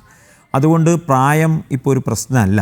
കാരണം 15 വയസ്സ് കഴിയുന്ന മുതൽ അല്ലെങ്കിൽ 18 വയസ്സ് മുതൽ ആളുകൾ ഇപ്പോൾ ട്രീറ്റ്മെൻറ്റ് എടുക്കണം. കർക്കിടക ചികിത്സ അവർക്കും അനിവാര്യതയായി മാറിക്കൊണ്ടിരിക്കുകയാണ്. വീട്ടിലെ എല്ലാ ആളുകൾക്കും, ചെറിയ കുട്ടികൾ മുതൽ എത്ര മുതിർന്നവർ വരെയാണെങ്കിൽ അവർക്കെല്ലാം ഈ പറഞ്ഞ കർക്കിടക മാസത്തിലെ ഭക്ഷണ ക്രമീകരണം വളരെയധികം ഹെൽപ്ഫുള്ളായിട്ടുള്ള കാര്യമാണ്. പറഞ്ഞ ട്രീറ്റ്മെൻറ്റുകൾ, അഭ്യംഗം മുതൽ ധാരകൾ, ബസ്തി, കിഴികൾ, അങ്ങനെയുള്ള എല്ലാ ആയുർവേദ ട്രീറ്റ്മെൻറ്റുകളും കർക്കിടക ചികിത്സ ട്രീറ്റ്മെൻറ്റുകളും ഒരു പ്രായം കഴിഞ്ഞാൽ 15 വയസ്സ് 18 വയസ്സ് കഴിഞ്ഞാൽ മുതൽ എല്ലാവർക്കും തന്നെ സ്വീകരിക്കാൻ സാധിക്കുന്നതാണ്. ഈ ഭക്ഷണ ക്രമീകരണം അവരുടെ വീട്ടിലുള്ള കൊച്ചു കുട്ടികൾ മുതൽ എല്ലാവർക്കും സ്വീകരിക്കാൻ പറ്റുന്നതാണ്. അതെ, തീർച്ചയായും. വളരെ നന്ദി ഡോക്ടർ അഭിജിത്ത് കർമ്മ, ഇത്രയും സമയം ഞങ്ങളോടൊപ്പം ഈ കർക്കിടക മാസത്തിൽ ആചരിക്കേണ്ട ശീലുകളെക്കുറിച്ച് പറഞ്ഞു തന്നതിന് വളരെയധികം നന്ദി. നമ്മളോടൊപ്പം ഇന്ന് കർക്കിടക മാസത്തിൽ ആചരിക്കേണ്ട ശീലങ്ങളെക്കുറിച്ച് പറഞ്ഞു തന്നത് Atma natural wellness founder and director doctor Abhijith കർമ്മയാണ്. രാമായണ പൊരുളും നന്മയും പകരുന്ന രാമായണ മാസത്തിലെ നാലമ്പല ദർശനത്തിന് ഇന്ന് തുടക്കം. കർക്കടക മാസത്തിലെ നാലമ്പല ദർശന പുണ്യം തേടി ഭക്തർ ദർശനത്തിന് തുടക്കമിടുന്ന തൃപ്രയാർ ശ്രീരാമക്ഷേത്രത്തിലും വൻ തിരക്കാണ്. തൃപ്രയാറിൽ ശ്രീരാമ ഭഗവാനെ ദർശിച്ച് പുണ്യവഴികളിലാണ് ഭക്തർ. അവിടെ നിന്നുള്ള വിശേഷങ്ങളുമായി ജിജീഷ് കരുണാകരൻ ചേരുന്നു. ശ്രീരാമ ദർശന പുണ്യത്തിൻ്റെ നാളുകളാണ് ഇനിയുള്ളത്. കർക്കിടക മാസത്തിൽ നാലമ്പല ദർശനം ഏറ്റവും പ്രധാനമാണ്. ഭക്തരെ സംബന്ധിച്ചിടത്തോളം ശ്രീരാമ മഹത്വങ്ങൾ മനസ്സുകളിലേക്ക് നിറഞ്ഞുകൊണ്ടുള്ള ഒരു നാളുകളിലൂടെ തന്നെ കടന്നു പോകുന്നു നാലമ്പലം. അതിൽ ഏറ്റവും പ്രധാനമെന്ന് പറയുന്നത് നമ്മളിപ്പോൾ നിൽക്കുന്ന തൃപ്രയാർ ശ്രീരാമ ക്ഷേത്രമാണ്. ഇതിൽ ഏറ്റവും പ്രധാനം തൃപ്രയാർ ശ്രീരാമ ക്ഷേത്രം, ഒപ്പം തന്നെ മൂഴിക്കുളം ലക്ഷ്മണ ക്ഷേത്രം, ഭരത ക്ഷേത്രം, എല്ലാ ക്ഷേത്രങ്ങളിലും നിരവധി ഭക്തരാണ് 4 അമ്പലങ്ങളിലും ദർശനം നടത്തുന്നതിനായി എത്തിയിട്ടുള്ളത്. ഇപ്പോൾ ഇവിടെ തൃപ്രയാർ ക്ഷേത്രത്തിൻ്റെ മാനേജറായിട്ടുള്ള മനോജ് അദ്ദേഹം നമ്മളോടൊപ്പമുണ്ട്. ഈ ഒരു ക്ഷേത്ര ദർശനത്തിന് ഇവിടെ തുടക്കമിടുന്നത് തൃപ്രയാറാണ്. അവിടെ നിന്നാണ് പിന്നീട് ഭരതക്ഷേത്രത്തിലും ശത്രുഘ്ന ക്ഷേത്രത്തിലും ലക്ഷ്മണ ക്ഷേത്രത്തിലേക്കാണ് പോകുന്നത്. എങ്ങനെയാണ് ഇതിൻ്റെ ഒരു ക്രമവും കാര്യങ്ങളെല്ലാം? നാലമ്പല ദർശനത്തിനെ സംബന്ധിച്ചിടത്തോളം തീർച്ചയായും ദക്ഷിണേന്ത്യയിൽ തന്നെ നാലമ്പല പാത, ആദ്യത്തെ രാമായണ തത്വത്തിൽ അധിഷ്ഠിതമായിട്ടുള്ള നാലമ്പല പാത തൃപ്രയാർ കേന്ദ്രീകരിച്ചിട്ടാണ്. തൃപ്രയാർ ശ്രീരാമക്ഷേത്രത്തിൽ തൊഴുത്, പിന്നെ ഇരിഞ്ഞാലക്കുട കൂടൽമാണിക്യം ഭരത സ്വാമിയെ തൊഴുത്, അത് കഴിഞ്ഞ് മൂഴിക്കുളം ലക്ഷ്മണ പെരുമാളെ തൊഴുത്, പായമ്മൽ ശത്രുഘ്ന ക്ഷേത്രത്തിലും തൊഴുത് തിരിച്ച് തൃപ്രയാർ വരുന്നതായിരുന്നു രീതി. ഇപ്പോൾ ചിലരെങ്കിലും ഒരുപക്ഷെ അവരുടെ യാത്രാ സൗകര്യം അനുസരിച്ച് തെക്ക് ഭാഗത്തുള്ളവർ അതങ്ങനെ തൊഴുത് പോകാറുണ്ട്. എങ്ങനെയാണ് വളരെ നേരത്തെ തന്നെ ഇതിൻ്റെ ഒരുക്കങ്ങളൊക്കെ ഒരുപാട് എല്ലാ തവണയും അല്ലേ? തീർച്ചയായും ഭക്തജനങ്ങൾക്ക് 10,000-കണക്കിന് ഭക്തജനങ്ങളാണ് ഓരോ ദിവസവും ഇവിടെ ഈ നാലമ്പല ദർശനത്തിനായിട്ട് ഈ മാസം വരുന്നത്. ഞങ്ങളൊരു 1.5 മാസം മുൻപ് തന്നെ ഇതുമായി ബന്ധപ്പെട്ട ഒരുക്കങ്ങൾ ആരംഭിച്ചു. കൊച്ചിൻ ദേവസ്വം ബോർഡിൻ്റെ നേതൃത്വത്തിൽ ചേർന്ന ഒരു അവലോകന യോഗത്തിന് ശേഷം കഴിഞ്ഞ വർഷത്തെ ആ ഒരു വിലയിരുത്തലും അതിനുശേഷം ഈ വർഷം വരുന്ന ഭക്തജനങ്ങൾക്ക് വേണ്ട അടിസ്ഥാന സൗകര്യങ്ങൾ ഒരുക്കുന്നതിനും വേണ്ട എന്തൊക്കെ നടപടികൾ എടുക്കണമെന്ന് കൊച്ചിൻ ദേവസ്വം ബോർഡിൻ്റെ പ്രസിഡന്റിൻ്റെ അധ്യക്ഷതയിൽ ചേർന്ന യോഗത്തിൽ മറ്റ് വിവിധ ഗവൺമെൻറ് ഡിപ്പാർട്ട്മെൻറ്റുകളും സന്നദ്ധ സംഘടനകളുമെല്ലാം ഒരുമിച്ചിരുന്ന് ചർച്ച ചെയ്ത് അന്നെടുത്ത തീരുമാനപ്രകാരം ഒരുക്കിയ സൗകര്യങ്ങളാണ് നിങ്ങൾക്കിവിടെ കാണാൻ സാധിക്കുന്നത്. തീർച്ചയായും ഈ അമ്പലത്തിൽ വരുന്ന ഏതൊരു ഭക്തനും മഴ നനയാതെ ഈ ക്ഷേത്ര പരിസരത്തേക്ക് വന്ന് മഴ നനയാതെ ക്യൂവിലൂടെ വന്ന് തൊഴുത് മഴ നനയാതെ തന്നെ തിരിച്ചു പോകാനുള്ള സൗകര്യങ്ങൾ ഏർപ്പെടുത്തിയിട്ടുണ്ട്. ഭക്തർ വർദ്ധിച്ചു വരുമല്ലോ ഓരോ തവണയും അല്ലേ? ഈ ഒരു നാലമ്പല ദർശനത്തിനുള്ള എണ്ണം കൂടി എണ്ണം കൂടി വരികയാണ്. പിന്നെ ഇവിടെ ദേവസ്വം ബോർഡിൻ്റെ പ്രസിഡന്റിൻ്റെ നേതൃത്വത്തിലും ദേവസ്വം മേനയുടെ നേതൃത്വത്തിലും എല്ലാ ഒരുക്കങ്ങളും എല്ലാ വർഷത്തിലും നന്നായിട്ട് ചെയ്തിട്ടുണ്ട്. നിരവധി ഭക്തരാണ് ഇപ്പോൾ തന്നെ ഇവിടെ എത്തിയത്. Thank you. നിരവധി ഭക്തരാണ് പുലർച്ചെ മുതൽ തന്നെ ക്ഷേത്ര ദർശനത്തിനായി ഇവിടെ എത്തിയിട്ടുള്ളത്.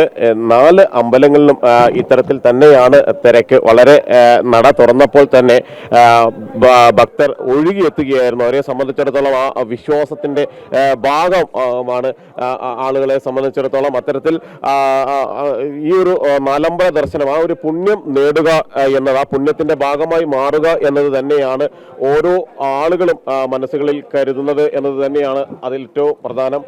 ഒരു പുണ്യ ദിനത്തിലൂടെയല്ലേ കടന്നു പോകുന്നത്? എല്ലാ തവണയും വരാറുണ്ടോ? നാലമ്പല ദർശനം ഞങ്ങളെല്ലാ കൊല്ലം വരാറുണ്ട്. അതെ, മനസ്സിന് ഭയങ്കര ഒരു നാലമ്പലവും ദർശിച്ചിട്ട് തന്നെയല്ലേ മടങ്ങാറ്? അതെ അതെ. തിരിച്ച് വീണ്ടും ഇങ്ങോട്ടേക്ക് വരണം.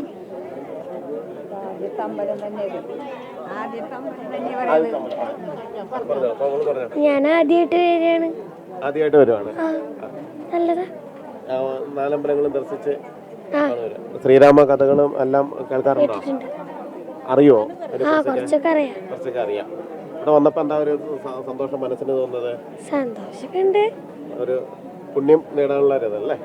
എങ്ങനെയാ ഈ ഒരു സമയത്തെ കാണുന്നത്? എല്ലാ കൊല്ലം മിക്കതും വരാറുണ്ട്. കുഴപ്പമില്ല, സുഖമാണ്. പിന്നെ നല്ലൊരു പുണ്യസ്ഥലം ഇതല്ലേ, രാമായണ മാസം എന്ന് പറഞ്ഞാൽ നല്ലൊരു ഇതല്ലേ. അതെ അതെ.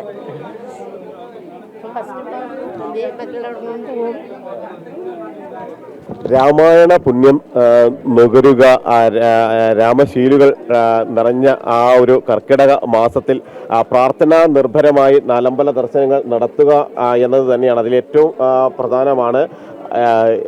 ഇവിടെ തൃപ്രയാർ ക്ഷേത്രം എന്ന് പറയുന്നത്, മറ്റു ക്ഷേത്രങ്ങളിലും എല്ലാം തന്നെ നിരവധി ഭക്തരാണ് ഇത്തരത്തിൽ എത്തി കടന്നു പോവുകയും ചെയ്യുന്നത്. ഈ അവരുടെ എല്ലാ മനസ്സുകളിൽ രാമമന്ത്രങ്ങളാണ് ഇതുമായി നിറഞ്ഞിരിക്കുന്നത്. അത്തരത്തിൽ വിശ്വാസത്തിൻ്റെ നന്മയുടെ എല്ലാം തന്നെ ഒരു ഭാഗമായി മാറിക്കൊണ്ട് തന്നെ വിശ്വാസികൾ കടന്നു പോകുന്നു. അവരെ സംബന്ധിച്ചിടത്തോളം വലിയ ഒരു തിരക്ക് ഈ ക്ഷേത്രങ്ങളിലെല്ലാം തന്നെ, നാലമ്പലങ്ങളിലെല്ലാം തന്നെ അനുഭവപ്പെടുകയും ചെയ്യുന്നുണ്ട്.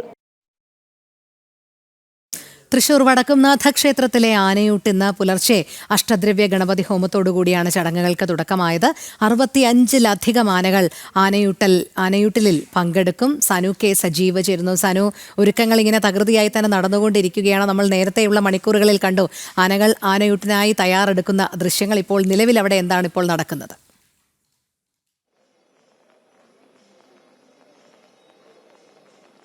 രോഹിണി, വടക്കുംനാഥ ക്ഷേത്രത്തിലെ പ്രസിദ്ധമായിട്ടുള്ള ആനയൂട്ടിനുള്ള എല്ലാ ചടങ്ങുകളും പൂർത്തിയായിരിക്കുകയാണ്. അല്പസമയത്തിനുള്ളിൽ ആനയൂട്ട് ആരംഭിക്കും. ഇപ്പോൾ നിലവിൽ നമ്മൾ ദൃശ്യങ്ങളിൽ കാണുന്ന പോലെ തന്നെ ഈ ഗജപൂജയ്ക്കുള്ള ഒരുക്കങ്ങളാണ് ഇവിടെ നടന്നുകൊണ്ടിരിക്കുന്നത്.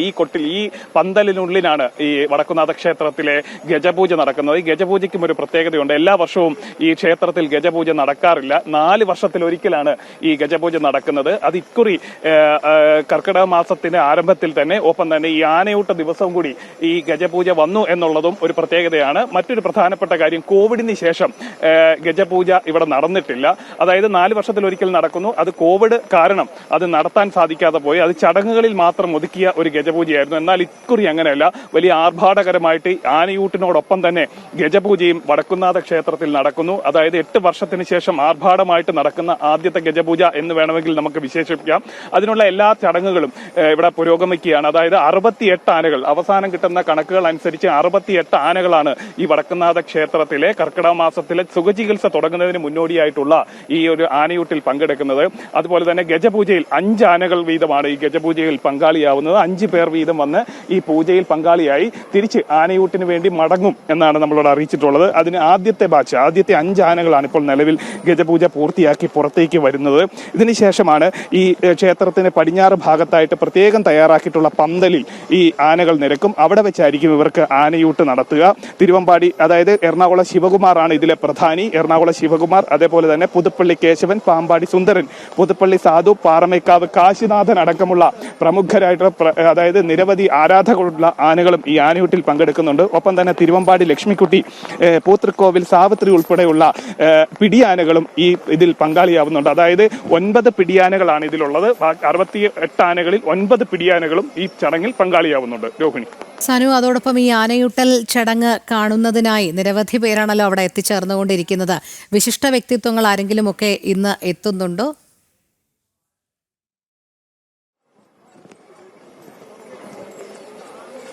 തീർച്ചയായിട്ടും കേന്ദ്രമന്ത്രി സുരേഷ് ഗോപി തന്നെയാണ് ഇതിൽ പ്രമുഖനായിട്ട് എത്തുന്നത്. അതായത് ആദ്യ ഉരുള ക്ഷേത്രം മേൽശാന്തി നൽകിയതിന് ശേഷം കേന്ദ്രമന്ത്രി സുരേഷ് ഗോപി ആയിരിക്കും അടുത്ത ബാക്കിയുള്ള ചടങ്ങുകളിൽ പങ്കാളിയാവുന്നത്. സുരേഷ് ഗോപി അടക്കമുള്ള പ്രമുഖർ, ദേവസ്വം ബോർഡിലെ, കൊച്ചിൻ ദേവസ്വം ബോർഡിലെ പ്രമുഖരും അതേപോലെ തന്നെ നാട്ടിലെ പൗരപ്രമുഖർ അടക്കം ഈ പരിപാടിയിൽ പങ്കെടുക്കുന്നുണ്ട്. ഒപ്പം തന്നെ 70,000 ആളുകളെയാണ് ഈ ആനയൂട്ട് ചടങ്ങിലേക്കായിട്ട് ദേവസ്വം ബോർഡ് പ്രതീക്ഷിക്കുന്നത്. അതിൽ 30,000 പേർക്കുള്ള അന്നദാനവും ഇവിടെ തയ്യാറാക്കിയിട്ടുണ്ട്.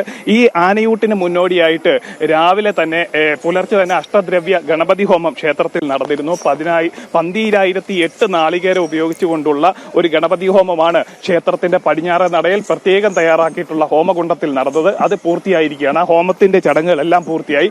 അതിനു വേണ്ടിയിട്ടുള്ള പ്രസാദം, അതായത് ഹോമത്തിന് ശേഷമുള്ള പ്രസാദം ഭക്തർക്ക് കൊടുക്കുന്ന നടപടിയാണ് നിലവിൽ ഇപ്പോൾ ക്ഷേത്രത്തിൽ പുരോഗമിക്കുന്നത്. ഈ ചടങ്ങുകളെല്ലാം പൂർത്തിയാക്കി ഗജപൂജ ഓരോ ബാച്ചായിട്ട് 5 ആനകൾ വീതം ഈ പൂജ പൂർത്തീകരിച്ച് നേരെ ഈ ക്ഷേത്രത്തിൽ പ്രത്യേകം തയ്യാറാക്കിയിട്ടുള്ള പ്രദേശത്തേക്ക് മാറി നിന്നിട്ടാണ് അവിടെ വെച്ചായിരിക്കും ഈ ആനയൂട്ട് നടക്കുന്നത്. അതിനുശേഷം പ്രത്യേക വഴി, അതായത് ഈ ആനയൂട്ട് കാണാനെത്തിയിരിക്കുന്നവർക്ക് പോകുന്നതിന് പ്രത്യേക വഴി ഒരുക്കിയിട്ടുണ്ട്. അതിന് നേരെ എതിർഭാഗത്തു കൂടിയായിരിക്കും ഈ ഓരോ ആനകളും പുറത്തേക്ക് കടക്കുന്നതിന് വേണ്ടിയിട്ടുള്ള സജ്ജീകരണങ്ങൾ ഒരുക്കിയിട്ടുള്ളത്. ഇപ്പോൾ തന്നെ ആയിരക്കണക്കിന് ഈ ആനപ്രേമികളും ഭക്തരും അടക്കം ക്ഷേത്ര മൈതാനം പൂർണ്ണമായിട്ട് നിറഞ്ഞിരിക്കുകയാണ്. നിലവിൽ നിരവധി ആളുകൾ ക്ഷേത്രത്തിന് പുറത്ത്, അതായത് വടക്കുംനാഥ ക്ഷേത്ര മൈതാനത്തും നിറഞ്ഞിരിക്കുകയാണ്. 70,000-ത്തിലധികം ആളുകളെയാണ് കൊച്ചിൻ ദേവസ്വം ബോർഡ് ഈ ചടങ്ങിലേക്കായിട്ട് പ്രതീക്ഷിക്കുന്നത്.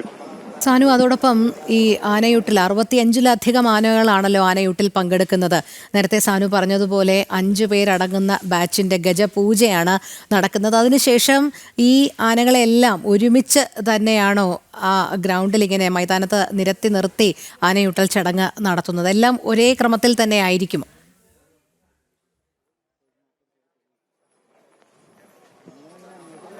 അങ്ങനെയല്ല, ഇത് ഓരോ ബാച്ചുകളായിട്ടാണ് ഇവിടെ ആനയൂട്ടിന് വേണ്ടിയിട്ടുള്ള സജ്ജീകരണം ഒരുക്കിയിട്ടുള്ളത്. അതായത് വടക്കുംനാഥ ക്ഷേത്ര മൈതാനത്തല്ല ഈ ആനയൂട്ട് നടക്കുന്നത്, ക്ഷേത്ര വളപ്പിനുള്ളിലാണ് ഈ ആനയൂട്ടിനുള്ള പ്രത്യേക ക്രമീകരണം ഒരുക്കിയിട്ടുള്ളത്. അവിടെ നിൽക്കുന്നതിന് പ്രത്യേക ആനകൾക്ക് നിൽക്കാനായിട്ടുള്ള പ്രത്യേക സംവിധാനവും കൊട്ടിലും ബാരിക്കേഡും അടക്കം വേർതിരിച്ചിട്ടുണ്ട്. അതായത് അവിടേക്ക് ഈ ആളുകൾ, സാധാരണക്കാരായിട്ടുള്ള ആളുകൾ കടക്കുന്നതിനുള്ള, അതായത് കടക്കാതിരിക്കാൻ വേണ്ട സജ്ജീകരണങ്ങളെല്ലാം അവിടെ പൂർത്തീകരിച്ചിട്ടുണ്ട്. അതിന് പുറത്ത് നിന്നുകൊണ്ടാണ് ഈ ആനയൂട്ട് കാണാൻ വേണ്ടിയിട്ടുള്ള സജ്ജീകരണം ഉള്ളത്.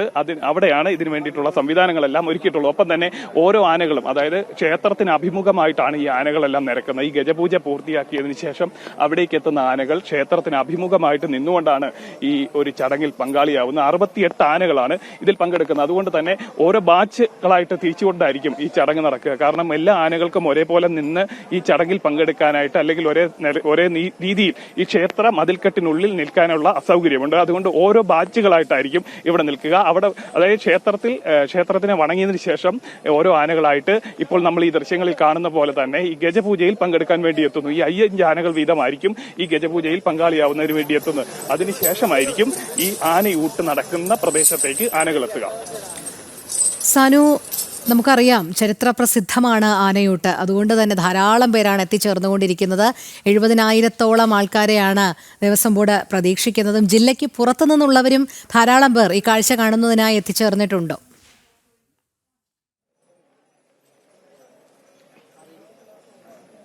തീർച്ചയായിട്ടും ജില്ലയ്ക്ക് പുറത്ത്, അതായത് കേരളത്തിലെ വിവിധ ഭാഗങ്ങളിൽ നിന്നുള്ള ആനപ്രേമികൾ, ആയിരക്കണക്കിന് ആനപ്രേമികളാണ് ഈ ഒരു ചടങ്ങ് അല്ലെങ്കിൽ ഈ ഒരു ആനയൂട്ട് കാണുന്നതിന് വേണ്ടി വടക്കുംനാഥ ക്ഷേത്രത്തിലേക്ക് എത്തിയിട്ടുള്ളത്. അതായത് ഇന്നലെ വൈകിട്ട് മുതൽ തന്നെ ഇവിടെ വന്ന് ക്ഷേത്ര പരിസരങ്ങളിലും അതേപോലെ തന്നെ ഇവിടെയുള്ള ഹോട്ടലുകളിലടക്കം മുറിയെടുത്ത് തങ്ങി ഈ ആനയൂട്ട് കാണുന്നതിന് വേണ്ടി, ഈ ചടങ്ങുകൾ വീക്ഷിക്കുന്നതിന് വേണ്ടി ആളുകൾ തമ്പടിച്ചിട്ടുണ്ട്. കാരണം ഈ അവരുടെ ഇഷ്ട ആനകൾ, അതായത് വലിയ ആരാധക വൃന്ദമുള്ള എറണാകുളം ശിവകുമാർ അടക്കമുള്ള ഗജരാജന്മാർ ഈ ചടങ്ങിൽ പങ്കെടുക്കുന്നുണ്ട്. ഒപ്പം തന്നെ തിരുവമ്പാടി ലക്ഷ്മിക്കുട്ടി അടക്കമുള്ള പിടിയാനകളും ഈ ചടങ്ങിൽ പങ്കാളിയാവുന്നുണ്ട്. അതുകൊണ്ട് തന്നെ ഈ ആനകളെ കാണുന്നതിന് വേണ്ടി, സാധാരണ നിലയിൽ അല്പം മുമ്പ് നമ്മൾ സൂചിപ്പിച്ചതുപോലെ ഈ തൃശൂർ പൂരം നടക്കുന്ന സമയത്ത് ആനകൾ ആടയാഭരണങ്ങളൊക്കെ അണിഞ്ഞ് നെറ്റിപ്പട്ടവും വെഞ്ചാമനവും ഒക്കെ ആയിട്ട് ഇവിടെ അണിഞ്ഞൊരുങ്ങി നിൽക്കുന്ന കാഴ്ചയാണ് സാധാരണ കാണാറുള്ളത്. എന്നാൽ ഇത് അതിൽ നിന്നും വിഭിന്നമാണ്.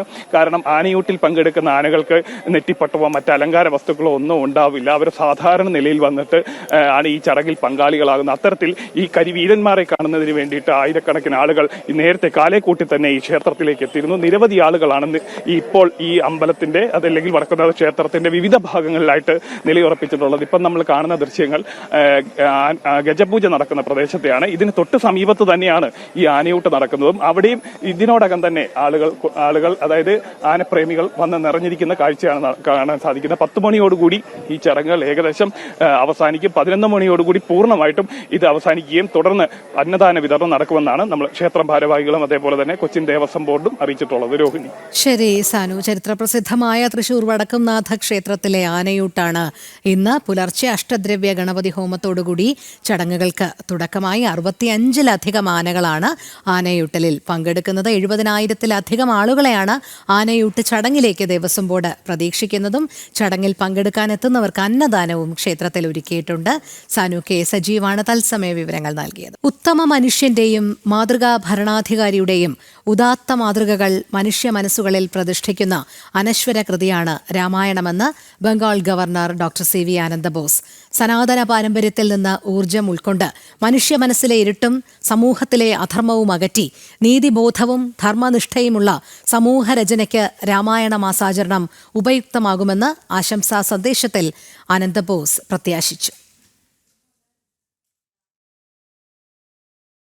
രാമായണത്തിന്റെ പ്രാധാന്യവും അർത്ഥതലങ്ങളും ഒരു മനുഷ്യന്റെ ജീവിതം എങ്ങനെയായിരിക്കണം എന്ന് വ്യക്തമാക്കി തരുന്നു. സ്വാമി ആധ്യാത്മാനന്ദ സരസ്വതിയുടെ വാക്കുകളിലേക്ക്.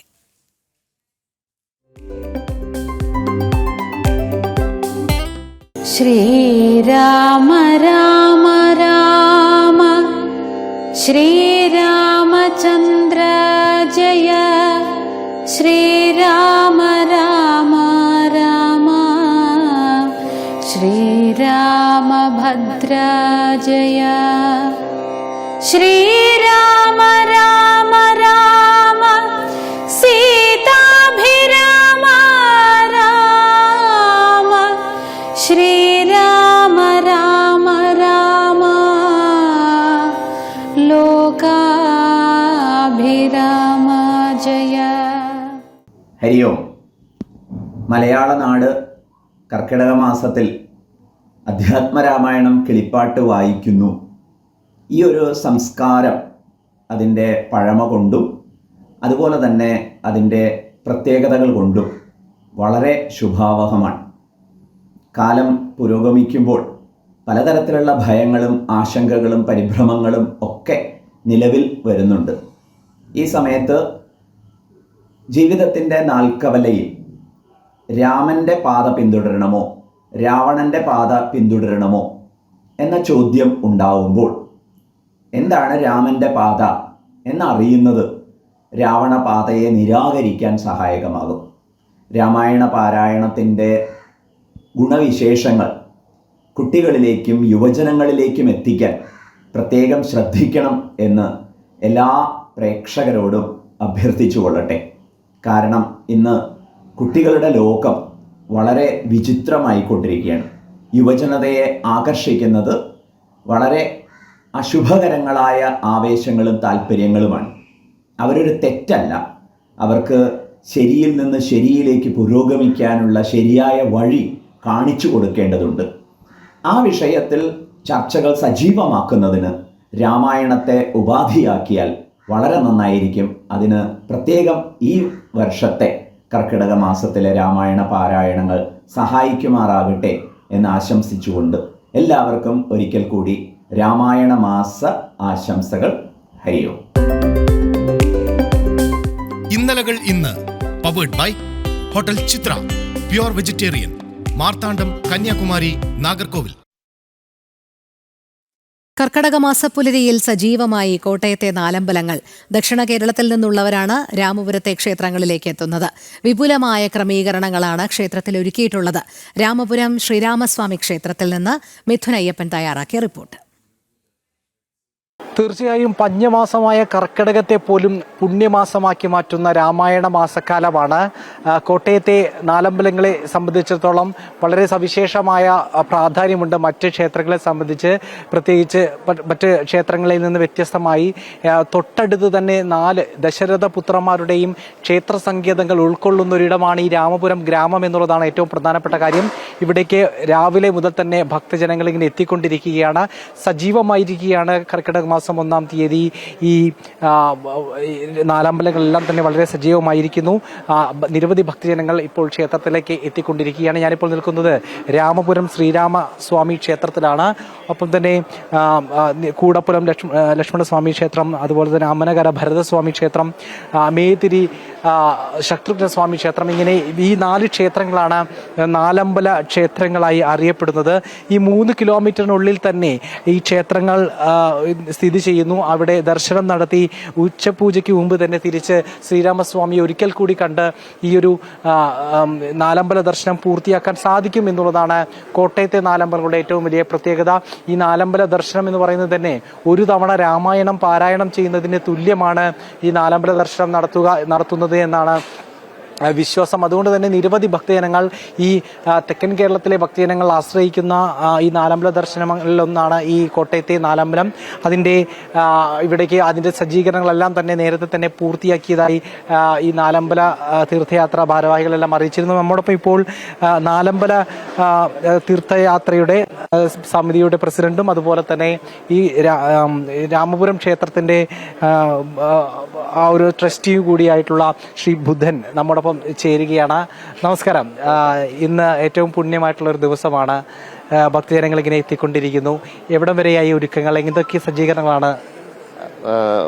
ഭക്തജനങ്ങൾക്ക് മഴ നനയാതെ സുരക്ഷിതമായി ക്യൂ നിൽക്കുന്നതിന് വേണ്ടി ക്യൂ കോംപ്ലക്സ് തന്നെ ക്ഷേത്ര പരിസരങ്ങളിലും ഏർപ്പാടാക്കിയിട്ടുണ്ട്.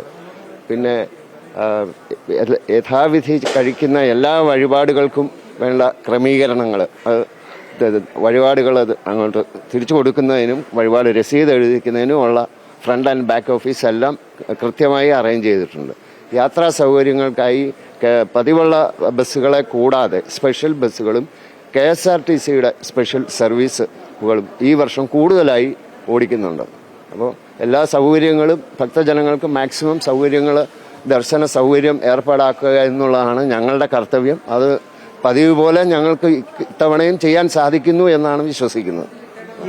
ഈ നാലമ്പലയുടെ ഒരു സവിശേഷതയുണ്ട്, ഒരു പ്രത്യേക ഐതിഹ്യമുണ്ടല്ലോ. ശ്രീരാമലക്ഷ്മണന്മാർ, ദശരഥപുത്രന്മാർ ഇവിടെ എത്തിയിരുന്നു, ഇവിടെ തപസ് അനുഷ്ഠിച്ചിരുന്നു അടക്കം. അതൊന്ന് ചുരുക്കിയൊന്ന് പ്രേക്ഷകർക്ക് വേണ്ടി. അതെ, ഈ സീതാ പരിത്യാഗത്തിന് ശേഷം വിഷണ്ണനായ വ്യസനനായ ഭഗവാൻ ശ്രീരാമചന്ദ്രൻ പെട്ടെന്ന് രാജ്യം ഭരതനെ ഏൽപ്പിച്ച് ഒരു ദുഃഖഭാവത്തോടുകൂടി ദക്ഷിണ ദിക്കിലേക്ക് ആരോടും പറയാതെ യാത്ര ചെയ്തു, ഒരു യാത്ര പുറപ്പെട്ടു എന്നാണ്. അത് ഒരു സങ്കല്പമാണ്. അപ്പോൾ അങ്ങനെ വരുമ്പോൾ ദക്ഷിണ ദിക്കിലേക്ക് വരുമ്പോൾ ഈ മനോഹരമായ ഞങ്ങളുടെ ഈ രാമപുരം പ്രദേശം അന്ന് മുഴുവൻ വനമായിരുന്നു, വനവും പുഴയൊക്കെയായിരുന്നു. അപ്പോൾ ഇവിടെ ഈ ഭൂമിയുടെ ഈ ഭാഗത്തെ പ്രത്യേകതകൾ കണ്ട് അതിൽ ആകൃഷ്ടനായി ഭഗവാൻ ഇവിടെ ധ്യാനനിരതനായിരുന്നു എന്നാണ് ഒരു വെർഷനായിട്ട് കാണുക. പിന്നെ അപ്പോൾ ഈ ഭഗവാൻ ഇങ്ങനെ പോന്നു കഴിഞ്ഞപ്പം മറ്റ് സഹോദരന്മാർക്ക് ജ്യേഷ്ഠൻ ഏത് വഴിയിൽ കൂടിയാണ് വരുന്നത് എന്നുള്ളത് ലക്ഷ്മണനും സ്വാമിക്കും ഭരതനും കൃത്യമായിട്ടറിയാം. അതുകൊണ്ട് അവരും ഇതേ പാതയിൽ കൂടി തന്നെ ദക്ഷിണ ദിക്കിലേക്ക് യാത്ര ചെയ്ത് ഇവിടെ വന്നപ്പോൾ ഇത് മനസ്സിലാക്കി ഈ പ്രദേശത്ത് തന്നെ അവരും ധ്യാനനിരതരായി ഇരിക്കുന്നു. അതാണ് ഇതിൻ്റെ ഐതിഹ്യം. ഇതെല്ലാം ഒരു പഞ്ചായത്തിൽ തന്നെയാണ്. ഈ സങ്കല്പങ്ങൾക്കെല്ലാം ഒരു യുക്തി ആലോചിച്ച് നോക്കുമ്പോൾ കൂടുതൽ യുക്തി കാണുന്നുണ്ട്. അപ്പോൾ ഇത് രണ്ടും കൂടി ഒന്നിച്ച് വരുമ്പോഴാണ് നമ്മൾക്കൊരു വിശ്വാസത്തിൻ്റെ ഒരു തിയറി രൂപപ്പെട്ടു വരുന്നതെന്നാണ് എൻ്റെയൊക്കെ ഒരു ധാരണ. തീർച്ചയായിട്ടും അങ്ങനെ അതുകൊണ്ട് തന്നെ ഇത്തരം സവിശേഷതകളുള്ള ഈ ക്ഷേത്രങ്ങളിൽ എത്തി ദർശനം നടത്തുക എന്ന് പറയുന്നത് ഭക്തജനങ്ങളെ സംബന്ധിച്ചിടത്തോളം ഏറ്റവും പുണ്യമായി കരുതുന്നു എന്നുള്ളത് തന്നെയാണ്. അതുകൊണ്ട് തന്നെ നിരവധി ഭക്തജനങ്ങൾ ഇപ്പോൾ ക്ഷേത്രത്തിലേക്ക് എത്തിക്കൊണ്ടിരിക്കുന്നു. ഈ 3 ക്ഷേത്രങ്ങളിൽ ദശരഥപുത്രന്മാരായിട്ടുള്ള ഈ 4 പേരുടെയും ക്ഷേത്രങ്ങളിലേക്ക് എത്തി ഈ കർക്കിടക മാസത്തിലെ ആദ്യ ദിവസം തന്നെ ആ ഒരു എല്ലാ പ്രാർത്ഥനകളോടും കൂടി കുട്ടികളും സ്ത്രീകളും പുരുഷന്മാരും അടക്കമുള്ള നിരവധി ആളുകൾ ഇങ്ങനെ എത്തിക്കൊണ്ടിരിക്കുകയാണ്. നമ്മൾക്കിപ്പോൾ അമ്മ ഇവിടെ നോക്കൂ, എങ്ങനെയാ ഇവിടെ ആദ്യമായിട്ടാണോ ഈ അമ്പലത്തിൽ? ആദ്യമായിട്ടാണ് വരുന്നത്. അറിഞ്ഞു വന്നതാണോ ഈ നാലമ്പലത്തില്? അറിഞ്ഞു വന്നാ എല്ലാവരും ശ്രീകൃഷ്ണസ്വാമി ക്ഷേത്രത്തിൽ വരും. എന്താണ് ഇവിടെ ഈ കർക്കിടക മാസത്തിൽ ഇങ്ങനെ തന്നെ തുടങ്ങാൻ, നാലമ്പല ദർശനത്തിൽ തന്നെ തുടങ്ങാമെന്ന് കരുതിയില്ലേ? അതെ അതെ. എന്തൊക്കെയാ കർക്കിടക മാസത്തിലെ ഈ പരിപാടികൾ? എന്തെങ്കിലും പ്രത്യേക പരിപാടികളൊന്നുമില്ല. അമ്പലത്തിൽ വന്ന് തൊഴുക, അവിടെ ഞങ്ങൾ ഓത്തറക്കാരാണ്. അവിടെ വലിയ വിശേഷമാണ്. പിന്നെ ശ്രീരാമൻ്റെ ഇതായതുകൊണ്ട് കർക്കിടക മാസത്തിൽ നാലമ്പല ദർശനം നടത്താവുന്നതാണ്. അങ്ങനെ ഭക്തജനങ്ങൾ ഓരോരുത്തരും ഇങ്ങനെ ഈ നേരത്തെ പറഞ്ഞതുപോലെ തന്നെ ഈ പഞ്ഞമാസത്തെ പുണ്യമാസമാക്കി മാറ്റാൻ രാമായണത്തെ മുറുകെ പിടിച്ചിരിക്കുകയാണ്, രാമമന്ത്രങ്ങളെ മുറുകെ പിടിച്ചിരിക്കുകയാണ്. രാമക്ഷേത്രങ്ങളിലേക്കുള്ള ദർശന പുണ്യത്തിനായി സംക്രമിച്ചുകൊണ്ടിരിക്കുകയാണ്. അങ്ങനെ വലിയൊരു യാത്ര തന്നെ എല്ലാവരും സജ്ജമാക്കിയിരിക്കുന്നു രാമക്ഷേത്രങ്ങളിലേക്ക് എന്നുള്ളത് തന്നെയാണ് ഇന്നത്തെ ഈ സവിശേഷത. രാമായണ മാസത്തിൽ കോഴിക്കോട് തളി ശിവക്ഷേത്രത്തിലും നിരവധി ഭക്തരാണ് എത്തുന്നത്. പ്രതികൂല കാലാവസ്ഥ വകവയ്ക്കാതെ രാമായണ പുണ്യം തേടിയാണ് ഓരോരുത്തരും ഇവിടെ എത്തുന്നത്. കോഴിക്കോട് തളി മഹാശിവക്ഷേത്രത്തിന് മുൻപിൽ നിന്ന് ശിവദാസ് കന്മനം തയ്യാറാക്കിയ റിപ്പോർട്ട്.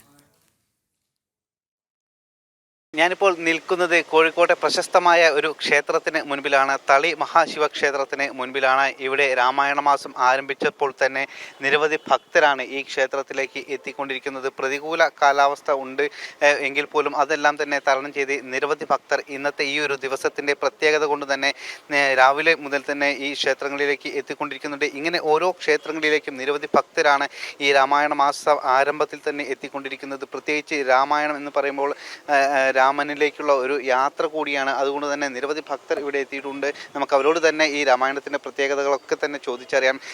ഈ രാമായണം എങ്ങനെയാണ് ഓരോ മനുഷ്യനെയും സ്വാധീനിക്കുന്നത്? രാമായണം എന്ന് പറഞ്ഞ് രാമൻ്റെ ചരിത്രമാണ്. രാമൻ്റെ ചരിത്രം എന്ന് പറഞ്ഞാൽ അച്ചടക്കത്തിൻ്റെയും മര്യാദാ പുരുഷോത്തമനായ രാമൻ്റെ, മഹാവിഷ്ണുവിൻ്റെ അവതാരമായ രാമൻ്റെ ദുരിതകഥകൾ പറയുന്നുണ്ടെങ്കിലും അതെല്ലാം ജീവിതത്തിൽ പകർത്തുകയാണെങ്കിൽ മനുഷ്യന് കിട്ടാവുന്നതിൽ ഏറ്റവും വലിയ സൗഭാഗ്യമായിരിക്കും എന്നാണ് എനിക്ക് തോന്നുന്നത്. രാമായണ മാസം എന്ന് പറഞ്ഞു കഴിഞ്ഞാൽ അച്ചടക്കത്തോടുള്ള ജീവിതം, എല്ലാവിധത്തിലുള്ള നന്മകളും ദുരിതങ്ങൾ അകന്നു പോകാനുള്ള ഒരു മാസം. പ്രത്യേകിച്ചും കർക്കിടകം ദുരിതമാസം എന്ന് പറയുമെങ്കിലും രാമായണ പാരായണം ആവക ദുരിതങ്ങളിൽ നിന്നും കഷ്ടപ്പാടുകളിൽ നിന്നൊക്കെ മോചനം ലഭിക്കും എന്നുള്ളൊരു വിശ്വാസക്കാരനാണ് ഞാൻ. ഈ കർക്കിടകം തുടങ്ങുന്നതിന് മുൻപ് തന്നെ ഓരോ വീടുകളിലും അതിനു വേണ്ടിയിട്ടുള്ള ഓരോ ഒരുക്കങ്ങളും ആരംഭിക്കുന്നില്ല. അതെങ്ങനെയൊക്കെയാണ് അതിൻ്റെ ഒരു? തീർച്ചയായിട്ടും അത് കൂടുതൽ ഒരു പറയാവും നല്ലത്. എല്ലാം വൃത്തിയാക്കും. പിന്നെ പൂജാമുറിയൊക്കെ ക്ലീനാക്കും. ചേട്ടയെ കളഞ്ഞിട്ട് ശ്രീദേവിനെ വരുത്തുക എന്നുള്ള ഒരു കോൺസെപ്റ്റാണ്. അപ്പോൾ രാവിലെ എണീറ്റ് ഇതൊക്കെ പലകയൊക്കെ ഒരുക്കി വിളക്കൊക്കെ കത്തിച്ച് വയ്ക്കും. തുളസി ഇല വയ്ക്കും, മുക്കുറ്റി, അങ്ങനെ ഇതുണ്ടല്ലോ ഇലകൾ, കുറേ പൂക്കളുണ്ടല്ലോ, ദശപുഷ്പം, അതൊക്കെ വയ്ക്കും. കിട്ടുന്നത് വയ്ക്കും. ഇപ്പോൾ എല്ലാം ഒന്നും കിട്ടാനില്ലല്ലോ. വീടുകളിൽ രാമായണം എല്ലാ ദിവസവും ഇങ്ങനെ വായിക്കും. ഞങ്ങൾ രണ്ടുപേരും വായിക്കാറുണ്ട്. കുട്ടികളൊക്കെ കുട്ടികളെന്ന് പറഞ്ഞാൽ ഇപ്പം ആരുമില്ല. എല്ലാവരും വലിയ കല്യാണമൊക്കെ കഴിച്ച് പോയില്ലേ.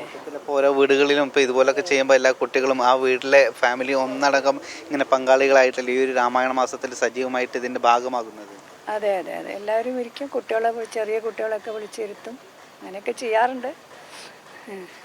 അതന്നെ. അതാണ് രാമായണത്തിൻ്റെ ഒരു പ്രത്യേകത തന്നെയാണ് ഇപ്പോൾ അവർ പറഞ്ഞിരിക്കുന്നത്. കാരണം ഇങ്ങനെ ക്ഷേത്രത്തിൽ എത്തുന്ന നിരവധി ഭക്തരുണ്ട്.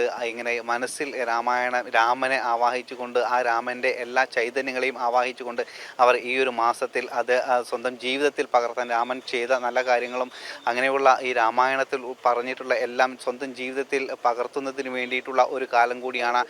ഒരുപാട് അനുഷ്ഠാനങ്ങൾ കൂടി അടങ്ങിയിട്ടുള്ള ഒരു മാസം കൂടിയാണ് ഈ ഒരു മാസം എന്ന് പറയുന്നത്. കാരണം നമുക്കറിയാം രാവിലെയും വൈകുന്നേരങ്ങളിലും എല്ലാം തന്നെ ക്ഷേത്രങ്ങളിൽ മാത്രമല്ല ഒരു ഹിന്ദു വീടുകളിലടക്കം ഇത്തരത്തിൽ രാമായണ പാരായണങ്ങൾ ഉണ്ടാകാറുണ്ട്.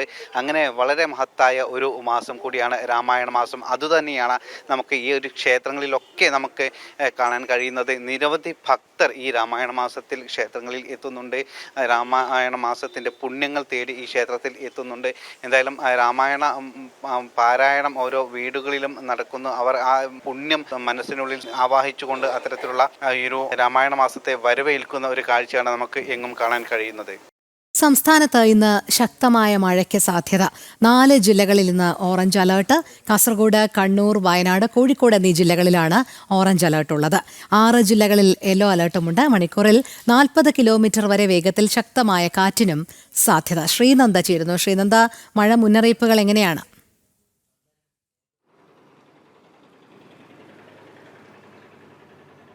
രോഹിണി, ഇനി വരുന്ന 4 ദിവസത്തേക്ക് ശക്തമായ മഴ തന്നെയായിരിക്കും സംസ്ഥാനത്തുടനീളം ഉണ്ടാവുക എന്നാണ് കാലാവസ്ഥാ നിരീക്ഷണ കേന്ദ്രം ഇപ്പോൾ അറിയിക്കുന്നത്. ഇന്ന് 4 ജില്ലകളിലാണ് ഓറഞ്ച് അലർട്ട് പ്രഖ്യാപിച്ചിരിക്കുന്നത്. കാസർഗോഡ്, കണ്ണൂർ, വയനാട്, കോഴിക്കോട് എന്നീ ജില്ലകളിലാണ് ഓറഞ്ച് അലർട്ട്. ഇന്ന് 5 ജില്ലകൾക്ക് വിദ്യാഭ്യാസ സ്ഥാപനങ്ങൾക്ക് അവധിയും പ്രഖ്യാപിച്ചിട്ടുണ്ട്. കാരണം മണിക്കൂറിൽ അതിശക്തമായ മഴയ്ക്കും കാറ്റിനുമുള്ള സാധ്യതയുള്ളതിനാലാണ് അവധി പ്രഖ്യാപിച്ചിരിക്കുന്നത്.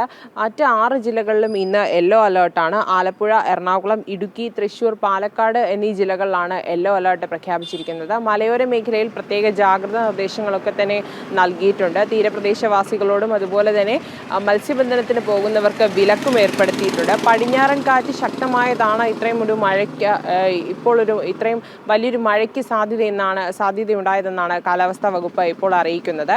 എന്തായാലും ലക്ഷദ്വീപ്, കേരള തീരങ്ങളിൽ ശക്തമായ മഴയും അതുപോലെ തന്നെ ശക്തമായ തിരമാലകൾക്കുമുള്ള സാധ്യതകൾ കണക്കിലെടുത്ത് മത്സ്യത്തൊഴിലാളികളോട് ജാഗ്രത പാലിക്കണമെന്നും പുറംകടലിലേക്ക് പോകുന്നത് ഒഴിവാക്കണമെന്നുള്ള നിർദ്ദേശമാണ് ഈ മണിക്കൂർ നൽകിയിരിക്കുന്നത്. എന്തായാലും വരും മണിക്കൂറിൽ ശക്തമായ മഴയും ഇടിമിന്നലോട് കൂടിയ കാറ്റും മലയോര മേഖലയിൽ പ്രത്യേകിച്ച് ജാഗ്രത വേണമെന്നുള്ളൊരു നിർദ്ദേശമാണ് ഇപ്പോൾ പുറത്തു വരുന്നത്.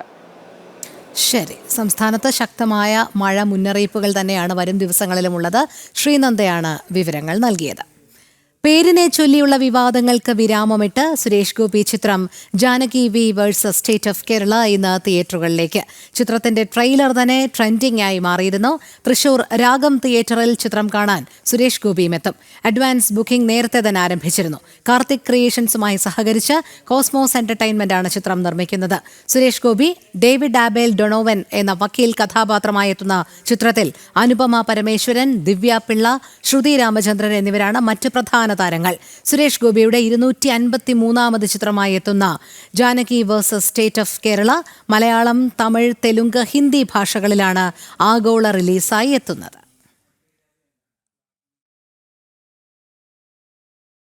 പാലക്കാട് പുതുതായി നിപ്പ സ്ഥിരീകരിച്ച വ്യക്തിയുടെ റൂട്ട് മാപ്പും ഫാമിലി ട്രീയും തയ്യാറാക്കി ആരോഗ്യവകുപ്പ്. വിവിധ ജില്ലകളിലായി ആകെ 723 പേരാണ് നിപ്പ സമ്പർക്ക പട്ടികയിലുള്ളത്. 51 പേരാണ് പുതുതായി നിപ്പ സംശയിക്കുന്ന വ്യക്തിയുടെ സമ്പർക്ക പട്ടികയിലുള്ളത്. മലപ്പുറത്ത് 10 പേർ ഐസൊലേഷനിൽ ചികിത്സയിലുണ്ട്. മലപ്പുറം ജില്ലയിൽ ഇതുവരെ 84 സാമ്പിളുകൾ നെഗറ്റീവായിട്ടുണ്ട്.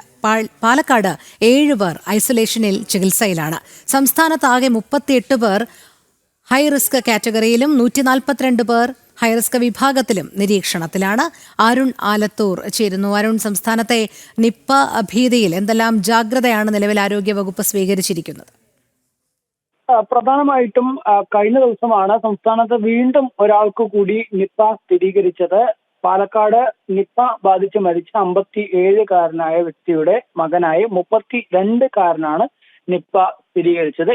ഈ വ്യക്തിയുടെ റൂട്ട് മാപ്പും അതുപോലെ തന്നെ ഫാമിലി ട്രീയും ആരോഗ്യവകുപ്പ് തയ്യാറാക്കിയിട്ടുണ്ട്. ഏതായാലും വിവിധ ജില്ലകളിലായി ആകെ 723 പേരാണ് നിപ്പ സമ്പർക്ക പട്ടികയിൽ സംസ്ഥാനത്തുള്ളത്. അതിൽ 51 പേരാണ് ഈ പുതുതായിട്ട് ഇപ്പോൾ നിപ്പ സ്ഥിരീകരിച്ചിരിക്കുന്ന വ്യക്തിയുടെ സമ്പർക്ക പട്ടികയിൽ ഉള്ളത്. അതിൽ തന്നെ ഈ മലപ്പുറം ജില്ലയിൽ 212 പേരും, പാലക്കാട് 394 പേരും, കോഴിക്കോട് 114 പേരും, എറണാകുളത്ത് 2 പേരുമാണ്, തൃശ്ശൂരിൽ ഒരാളുമാണ് സമ്പർക്ക പട്ടികയിലുള്ളത്. ഈ മലപ്പുറത്ത് 10 പേർ ഐസൊലേഷൻ ചികിത്സയിൽ കഴിയുന്ന ഒരു സാഹചര്യവുമുണ്ട്. മലപ്പുറം ജില്ലയിലാണെങ്കിൽ ഇതുവരെ 84 സാമ്പിളുകളാണ് നെഗറ്റീവ് ആയിരിക്കുന്നത്. പാലക്കാട് ജില്ലയിലാണെങ്കിൽ 7 പേരാണ് ഐസൊലേഷൻ ചികിത്സയിൽ കഴിയുന്നത്. സംസ്ഥാനത്ത് ആകെ 38 പേര് ഹൈറിസ്കിലും അതുപോലെ തന്നെ 142 പേർ ഹൈറിസ്ക് വിഭാഗത്തിലും നിരീക്ഷണത്തിൽ കഴിയുന്ന ഒരു സ്ഥിതിയാണ്. അതായത് നിപ്പയുമായി ബന്ധപ്പെട്ടുള്ള ആശങ്കകൾ സംസ്ഥാനത്ത് പൂർണ്ണമായും ഒഴിയുന്നില്ല എന്നുള്ളത് തന്നെയാണ്. അതിൽ തന്നെ ഏറ്റവും ആശങ്കപ്പെടുത്തിയൊരു കാര്യം എന്നുണ്ടായിരുന്നത് ഈ കഴിഞ്ഞ ദിവസം പാലക്കാട് 57-കാരൻ നിപ്പ ബാധിച്ച് മരിക്കുന്നു, അദ്ദേഹത്തിന്റെ മകന് ഈ രോഗം സ്ഥിരീകരിക്കുകയും ചെയ്തതോടെ കൂടുതൽ ആശങ്ക ഉണ്ടാകുന്ന ഒരു സ്ഥിതി ഉണ്ടായിരുന്നു. പക്ഷേ അദ്ദേഹത്തിന്റെ ഈ റൂട്ട് മാപ്പ് ഇപ്പോൾ പ്രാഥമികമായിട്ട് പുറത്തു വന്നിരിക്കുന്ന റൂട്ട് മാപ്പ് പരിശോധിക്കുമ്പോൾ അദ്ദേഹം ക്വാറന്റൈനിൽ കഴിഞ്ഞതുകൊണ്ട് തന്നെ കൂടുതൽ ആളുകളുമായി ഈ രോഗം സ്ഥിരീകരിച്ചതിന് ശേഷം അല്ലെങ്കിൽ രോഗത്തിന്റെ ലക്ഷണങ്ങൾ പ്രകടിപ്പിക്കുന്ന സമയത്ത് കൂടുതൽ ആളുകളുമായി കോണ്ടാക്ട് ചെയ്തിട്ടില്ല എന്നുള്ളതാണ് മനസ്സിലാക്കാൻ സാധിക്കുന്നത്. ഏതായാലും അതൊരു ആശ്വാസം പകരുന്ന കാര്യമാണ്. ഈ വ്യക്തിയാണെങ്കിൽ പാലക്കാട് മെഡിക്കൽ കോളേജ് ആശുപത്രിയിൽ ചികിത്സയിൽ കഴിയുന്ന ഒരു സ്ഥിതിയുമുണ്ട്. ഏതായാലും ആരോഗ്യവകുപ്പ് വിവിധ ഇടങ്ങളിൽ നിയന്ത്രണങ്ങൾ ഏർപ്പെടുത്തിയിട്ടുണ്ട്. പ്രത്യേകിച്ച് ഈ മണ്ണാർക്കാട്, കുമരംപുത്തൂർ പഞ്ചായത്തുകളിലൊക്കെ അവിടെയൊക്കെ കണ്ടെയ്ൻമെന്റ് സോണുകൾ പ്രഖ്യാപിച്ചിട്ടുണ്ട്. കഴിഞ്ഞ ദിവസമാണെങ്കിൽ കണ്ടെയ്ൻമെന്റ് സോണിൽ നിന്നൊരു യുവാവ് പുറത്തേക്ക് വരാൻ ശ്രമിക്കുകയും തുടർന്ന് പോലീസും യുവാവും തമ്മിൽ വലിയ സംഘർഷം ഉണ്ടാകുന്ന സ്ഥിതിയൊക്കെ ആ പ്രദേശത്തുണ്ടായിരുന്നു. ജനങ്ങൾ പൂർണ്ണമായിട്ടും ഈ സർക്കാരിന്റെ നിയന്ത്രണങ്ങൾ, ആരോഗ്യവകുപ്പിന്റെ നിയന്ത്രണങ്ങൾ പാലിക്കണമെന്നാണ് ജില്ലാ ഭരണകൂടം അറിയിച്ചിരിക്കുന്നത്. മാത്രമല്ല പാലക്കാട് ജില്ലയിലുള്ള ആളുകൾ പൊതുവെ അവർക്കെല്ലാം ആശുപത്രി സന്ദർശനങ്ങൾ ഒഴിവാക്കുകയും മാസ്ക് ധരിക്കുന്നതിന് വേണ്ടി പ്രത്യേകിച്ച് ഈ കണ്ടെയ്ൻമെന്റ് സോണുകളിലും ഒപ്പം തന്നെ ജില്ലയിലെ മുഴുവൻ ആളുകളും ഈ മാസ്ക് ധരിക്കുകയാണെങ്കിൽ അത് അത്രയും നല്ലതാണ് എന്നുള്ളൊരു കാര്യം കൂടെ ജില്ലാ കളക്ടർ അറിയിച്ചിട്ടുണ്ട്. ഏതായാലും നിപ്പ ആശങ്ക ഒഴിയുന്നില്ല എന്നുള്ളത് തന്നെയാണ്. ശരി, അരുണാലത്തൂറാണ് വിവരങ്ങൾ നൽകിയത്. കോഴിക്കോട് മെഡിക്കൽ കോളേജിനെതിരെ ഗുരുതര ആരോപണം. ന്യൂമോണിയ ബാധിച്ച് മരിച്ച ദളിത് പെൺകുട്ടിയെ ചികിത്സിച്ചില്ലെന്ന് കുടുംബം.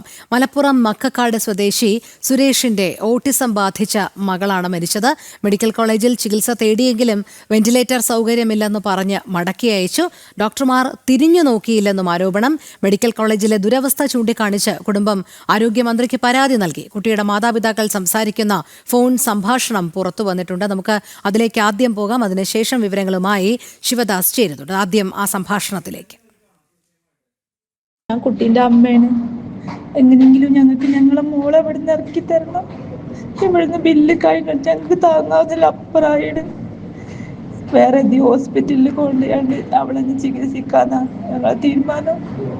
ഡോക്ടർമാർ പറഞ്ഞത് കഴിയുന്നതും ഓളെ പരമാവധി ക്രിട്ടിക്കൽ സ്റ്റേജിലാണ് ഓള്. പക്ഷെ ഞങ്ങൾക്ക് ഇനി ഇവിടെ താങ്ങൂല ബില്ല്. അതുകൊണ്ട് വേറെ ഹോസ്പിറ്റലിലേക്ക് ഓളെ മാറ്റാനുള്ളതാണ്. എല്ലാവരും ഞങ്ങളെ സഹായിക്കണം. ഞങ്ങളെ കയ്യിൽ സഹായിച്ച് ഞങ്ങളതാക്കി തരണം. ഞങ്ങളെ മോളെ ഇവിടുന്ന് ഇറക്കി തരണം. ഞങ്ങളെ മോളൊരു സുഖമില്ലാത്ത മോളാണ്. ചെറുപ്പം മുതലേ അംഗവൈകല്യം ബാധിച്ച മോളാണ്. ഓള് നടക്കൂല, ഒന്നും ചെയ്യൂല. അതുകൊണ്ട് എല്ലാവരും ഞങ്ങളെ ഒന്ന് സഹായിക്കണം. ഞാൻ 16 കൊല്ലമായി ഓളെ കൊണ്ട് നടക്കണം. ഓളെ നടക്കാത്തതുകൊണ്ട് എല്ലാ കാര്യങ്ങളും നമ്മൾ തന്നെയാണ് ചെയ്തു കൊടുക്കുന്നത്. എല്ലാവരും ഞങ്ങളൊന്ന് സഹായിച്ചു തരും. ശിവദാസ് കന്മനം ചേരുന്നു വിവരങ്ങളുമായി. ശിവദാസ്, കോഴിക്കോട് മെഡിക്കൽ കോളേജിനെതിരെയാണല്ലോ വലിയ രീതിയിലുള്ള ഒരു ആരോപണം ഉയർന്നിരിക്കുന്നത്. ന്യൂമോണിയ ബാധിച്ച് മരിച്ച ദളിത് പെൺകുട്ടിയെ ചികിത്സിച്ചില്ല എന്നാണ് കുടുംബം ആരോപിക്കുന്നത്. എന്താണ് കൂടുതൽ വസ്തുതകൾ? രോഹിണി, കഴിഞ്ഞ ഞായറാഴ്ചയാണ് ഈ കുടുംബം കോഴിക്കോട് മെഡിക്കൽ കോളേജ് ആശുപത്രിയിൽ ഈ കുട്ടിയുമായി എത്തിയത്. കുട്ടിയുടെ നില അതീവ ഗുരുതരാവസ്ഥയിലായിരുന്നു. ആദ്യം കാഷ്വാലിറ്റിയിലാണ് ഈ കുട്ടിയെ കാണിച്ചത്. അതിനുശേഷം ഏകദേശം ഒരു രാത്രിയിലാണ് അവർ എത്തിയത്. ആ രാത്രി മുഴുവൻ ആ കാഷ്വാലിറ്റിയിൽ തന്നെ ആ കുട്ടിയെ വെച്ചു. പിറ്റേ ദിവസം രാവിലെയാണ് വാർഡിലേക്ക് മാറ്റിയത്. പക്ഷേ ഡോക്ടർമാർ കൃത്യമായ ചികിത്സ നൽകിയില്ലെന്നാണ് കുടുംബം ആരോപിക്കുന്നത്. പ്രത്യേകിച്ച് അവിടെ വെന്റിലേറ്റർ സൗകര്യവും ഇല്ല, അതുപോലെ തന്നെ മറ്റ് ബെഡ് അടക്കമുള്ള സൗകര്യങ്ങളൊന്നും ഇല്ല എന്ന് പറഞ്ഞ് അത്രത്തോളം ഗുരുതരാവസ്ഥയിലായ ആ പെൺകുട്ടിയെ അവിടെ നിന്നും പറഞ്ഞയക്കുകയാണ് ഈ ആശുപത്രി അധികൃതർ ചെയ്തത്. ആ പെൺകുട്ടിക്ക് ഓട്ടിസം ബാധിച്ച ഒരു പെൺകുട്ടി കൂടിയാണ്. ന്യൂമോണിയ ബാധിച്ചാണ് ആ പെൺകുട്ടി ആശുപത്രിയിൽ എത്തിച്ചത്. കൃത്യമായി തന്നെ ഡോക്ടറുടെ ഭാഗത്തു നിന്നും ഒരു ചികിത്സയും ഈ കുട്ടിക്ക് നൽകിയില്ല. അതിനുശേഷമാണ് പിന്നീട് ഏകദേശം മണിക്കൂറുകൾക്ക് ശേഷം ഈ കുട്ടിയെ വാർഡിലേക്ക് മാറ്റി. പിന്നീട് അവിടെ ബെഡ് സൗകര്യം ഇല്ല, അതോടൊപ്പം തന്നെ വെന്റിലേറ്റർ സൗകര്യം ഇല്ല എന്ന് പറഞ്ഞ് മടക്കി അയച്ചത്. അതിനുശേഷം നാട്ടിലുള്ള ഇവർ മലപ്പുറം പുളിക്കൽ സ്വദേശികളാണ്. അവിടെ നാട്ടിലുള്ള ഒരു സ്വകാര്യ ആശുപത്രിയിലായിരുന്നു ഈ പെൺകുട്ടിയുടെ പിന്നീടുള്ള ചികിത്സ. 2 ദിവസം മാത്രമാണ് അവിടെ ചികിത്സ നടത്തിയത്. അപ്പോഴേക്കും ഈ പെൺകുട്ടി മരണത്തിന് കീഴടങ്ങി. അങ്ങനെ 16 വയസ്സുള്ള ആ പെൺകുട്ടി പിന്നീട് മരിക്കുകയാണ് ഉണ്ടായത്.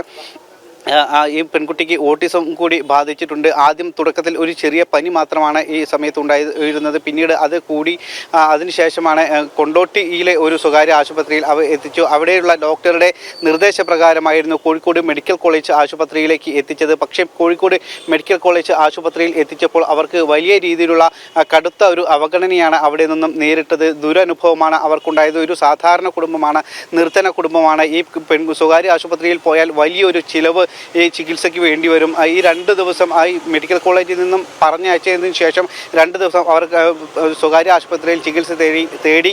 ആ 2 ദിവസത്തെ ചിലവ് മാത്രം ഏകദേശം 2 ലക്ഷം രൂപയോളമായി. ഒരു വളരെ നിർധന കുടുംബത്തിൽപ്പെട്ടവരാണ്.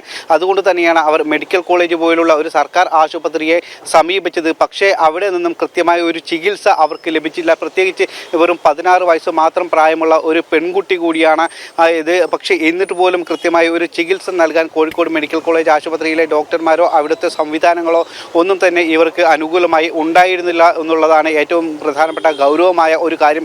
ഈ സംഭവത്തിൽ ആരോഗ്യമന്ത്രിക്ക് വീണ ജോർജിന് അടക്കം ഈ കുടുംബം പരാതി നൽകിയിട്ടുണ്ട്. ഇവരുടെ ഈ ദുരവസ്ഥ പങ്കുവെച്ചുകൊണ്ടുള്ള പരാതിയാണ് ആരോഗ്യമന്ത്രിക്ക് നൽകിയത്. അവർക്ക് നീതി വേണം എന്ന് ആവശ്യപ്പെട്ടുകൊണ്ടുള്ള ഒരു പരാതിയാണ് അവർ നൽകിയത്. എന്നാൽ ഇതുവരെ ആരോഗ്യമന്ത്രിയിൽ നിന്നും കൃത്യമായ ഒരു മറുപടി ഇവർക്ക് ലഭിച്ചിട്ടില്ല. അനുകൂലമായ മറുപടി ലഭിക്കും എന്നൊരു പ്രതീക്ഷയിൽ ഇപ്പോഴും അവർ ആ പെൺകുട്ടിയുടെ കുടുംബം കാത്തിരിക്കുകയാണ്. എന്നാലും പെൺകുട്ടിയുടെ ജീവൻ അവർക്ക് നഷ്ടപ്പെട്ടു. പക്ഷേ കോഴിക്കോട് മെഡിക്കൽ കോളേജിൽ നിന്നുള്ള കടുത്ത ഒരു ദുരനുഭവം തന്നെയാണ് അവർക്ക് ഉണ്ടായത് എന്നുള്ളതാണ് ഏറ്റവും ഗൗരവമായ ഒരു കാര്യം. രോഹിണി, ശരി, ശിവദാസ് കന്മനമാണ് വിവരങ്ങൾ നൽകിയത്. കേരള സർവകലാശാല രജിസ്ട്രാറുടെ സസ്പെൻഷൻ നടപടി സിൻഡിക്കേറ്റ് റദ്ദാക്കി വാദം മാത്രം എന്നതിന് തെളിവായി മിനിറ്റ്സ് രേഖകൾ. ജൂലൈ 6 ചേർന്ന ഔദ്യോഗിക സിൻഡിക്കേറ്റ് യോഗം VC പിരിച്ചുവിട്ടത് ഉച്ചയ്ക്ക് 1:15 ഈ യോഗത്തിൽ രജിസ്ട്രാറുടെ സസ്പെൻഷൻ നടപടി അജണ്ടയിലുമില്ല. സിൻഡിക്കേറ്റ് യോഗത്തിന്റെ മിനിറ്റ്സ് രേഖകൾ ജനം TVക്ക് ജനം എക്സ്ക്ലൂസീവ്. ഈ വാർത്തയുടെ കൂടുതൽ വിവരങ്ങളുമായി ടിൻഡു ദാസ് ചേരുന്നു. ടിൻഡു, കേരള സർവകലാശാല രജിസ്ട്രാറുടെ സസ്പെൻഷൻ നടപടി സിൻഡിക്കേറ്റ് റദ്ദാക്കി എന്നത് വെറും വാദത്തിന് മാത്രമായി ഉന്നയിച്ചതാണ് എന്നത് മനസ്സിലാക്കുന്ന തരത്തിലുള്ള തെളിവുകളാണോ നമുക്ക് ലഭിച്ചിരിക്കുന്നത്?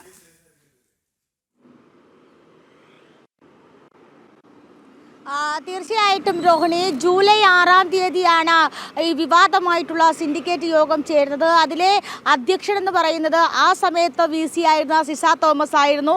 അജണ്ട എന്ന് പറയുന്നത് ഹൈക്കോടതിയിൽ രജിസ്ട്രാറുടെ സസ്പെൻഷനുമായി ബന്ധപ്പെട്ട് എന്തൊക്കെ അഫിഡവിറ്റുകൾ നൽകാനുള്ള നിർദ്ദേശങ്ങൾ ഉന്നയിക്കുക അല്ലെങ്കിൽ നിർദ്ദേശങ്ങൾ മുന്നോട്ട് വയ്ക്കുക എന്നതായിരുന്നു പ്രധാനപ്പെട്ട അജണ്ട എന്ന് പറയുന്നത്. ആ അജണ്ട സംസാരിച്ചു കൊണ്ടിരിക്കുമ്പോഴാണ് ഇടത് സിൻഡിക്കേറ്റ് അംഗങ്ങൾ രജിസ്ട്രാർ KS അനിൽകുമാറിൻ്റെ ഈ സസ്പെൻഷൻ റദ്ദാക്കണമെന്ന ആവശ്യം അത് ചർച്ചയിൽ കൊണ്ടുവരിക എന്ന് ആവശ്യപ്പെടുന്നത്. പക്ഷേ അത് അജണ്ടയിൽ ഇല്ലായിരുന്നത് കൊണ്ട് തന്നെ ആ സമയത്ത് VCയും അതോടൊപ്പം അധ്യക്ഷനുമായിരുന്ന സിസ തോമസ് അത് അജണ്ടയിൽ ഇല്ലാത്ത വിഷയമായതുകൊണ്ട് തന്നെ ചർച്ച ചെയ്യേണ്ട എന്ന് അറിയിക്കുകയായിരുന്നു. നമുക്ക് ആ ദൃശ്യങ്ങൾ ലഭിച്ചിരിക്കുന്ന ആ ഡോക്യുമെന്റ്സിൽ കാണാൻ സാധിക്കും. 1:15 യോഗം അവസാനിപ്പിച്ചത്. മീറ്റിംഗ് ഈസ് ഡിസ്ക്ലോസ്ഡ് എന്ന് പറഞ്ഞുകൊണ്ട് VC ആ യോഗം അവസാനിപ്പിക്കുന്നു. അതിനുശേഷം VC ആ സിൻഡിക്കേറ്റ് യോഗം നടക്കുന്ന ഹാളിൽ നിന്നും പുറത്തിറങ്ങുന്നു.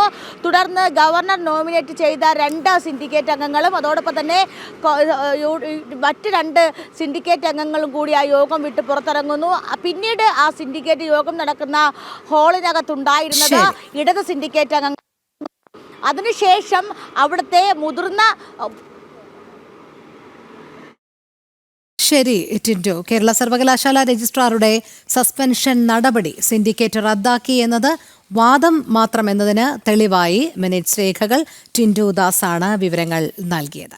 പുത്തൻ പുലരി ഇവിടെ പൂർണ്ണമാകുകയാണ്. എല്ലാ പ്രേക്ഷകർക്കും ഒരിക്കൽ കൂടി ശുഭദിനം ആശംസിക്കുന്നു. നന്ദി, നമസ്തേ.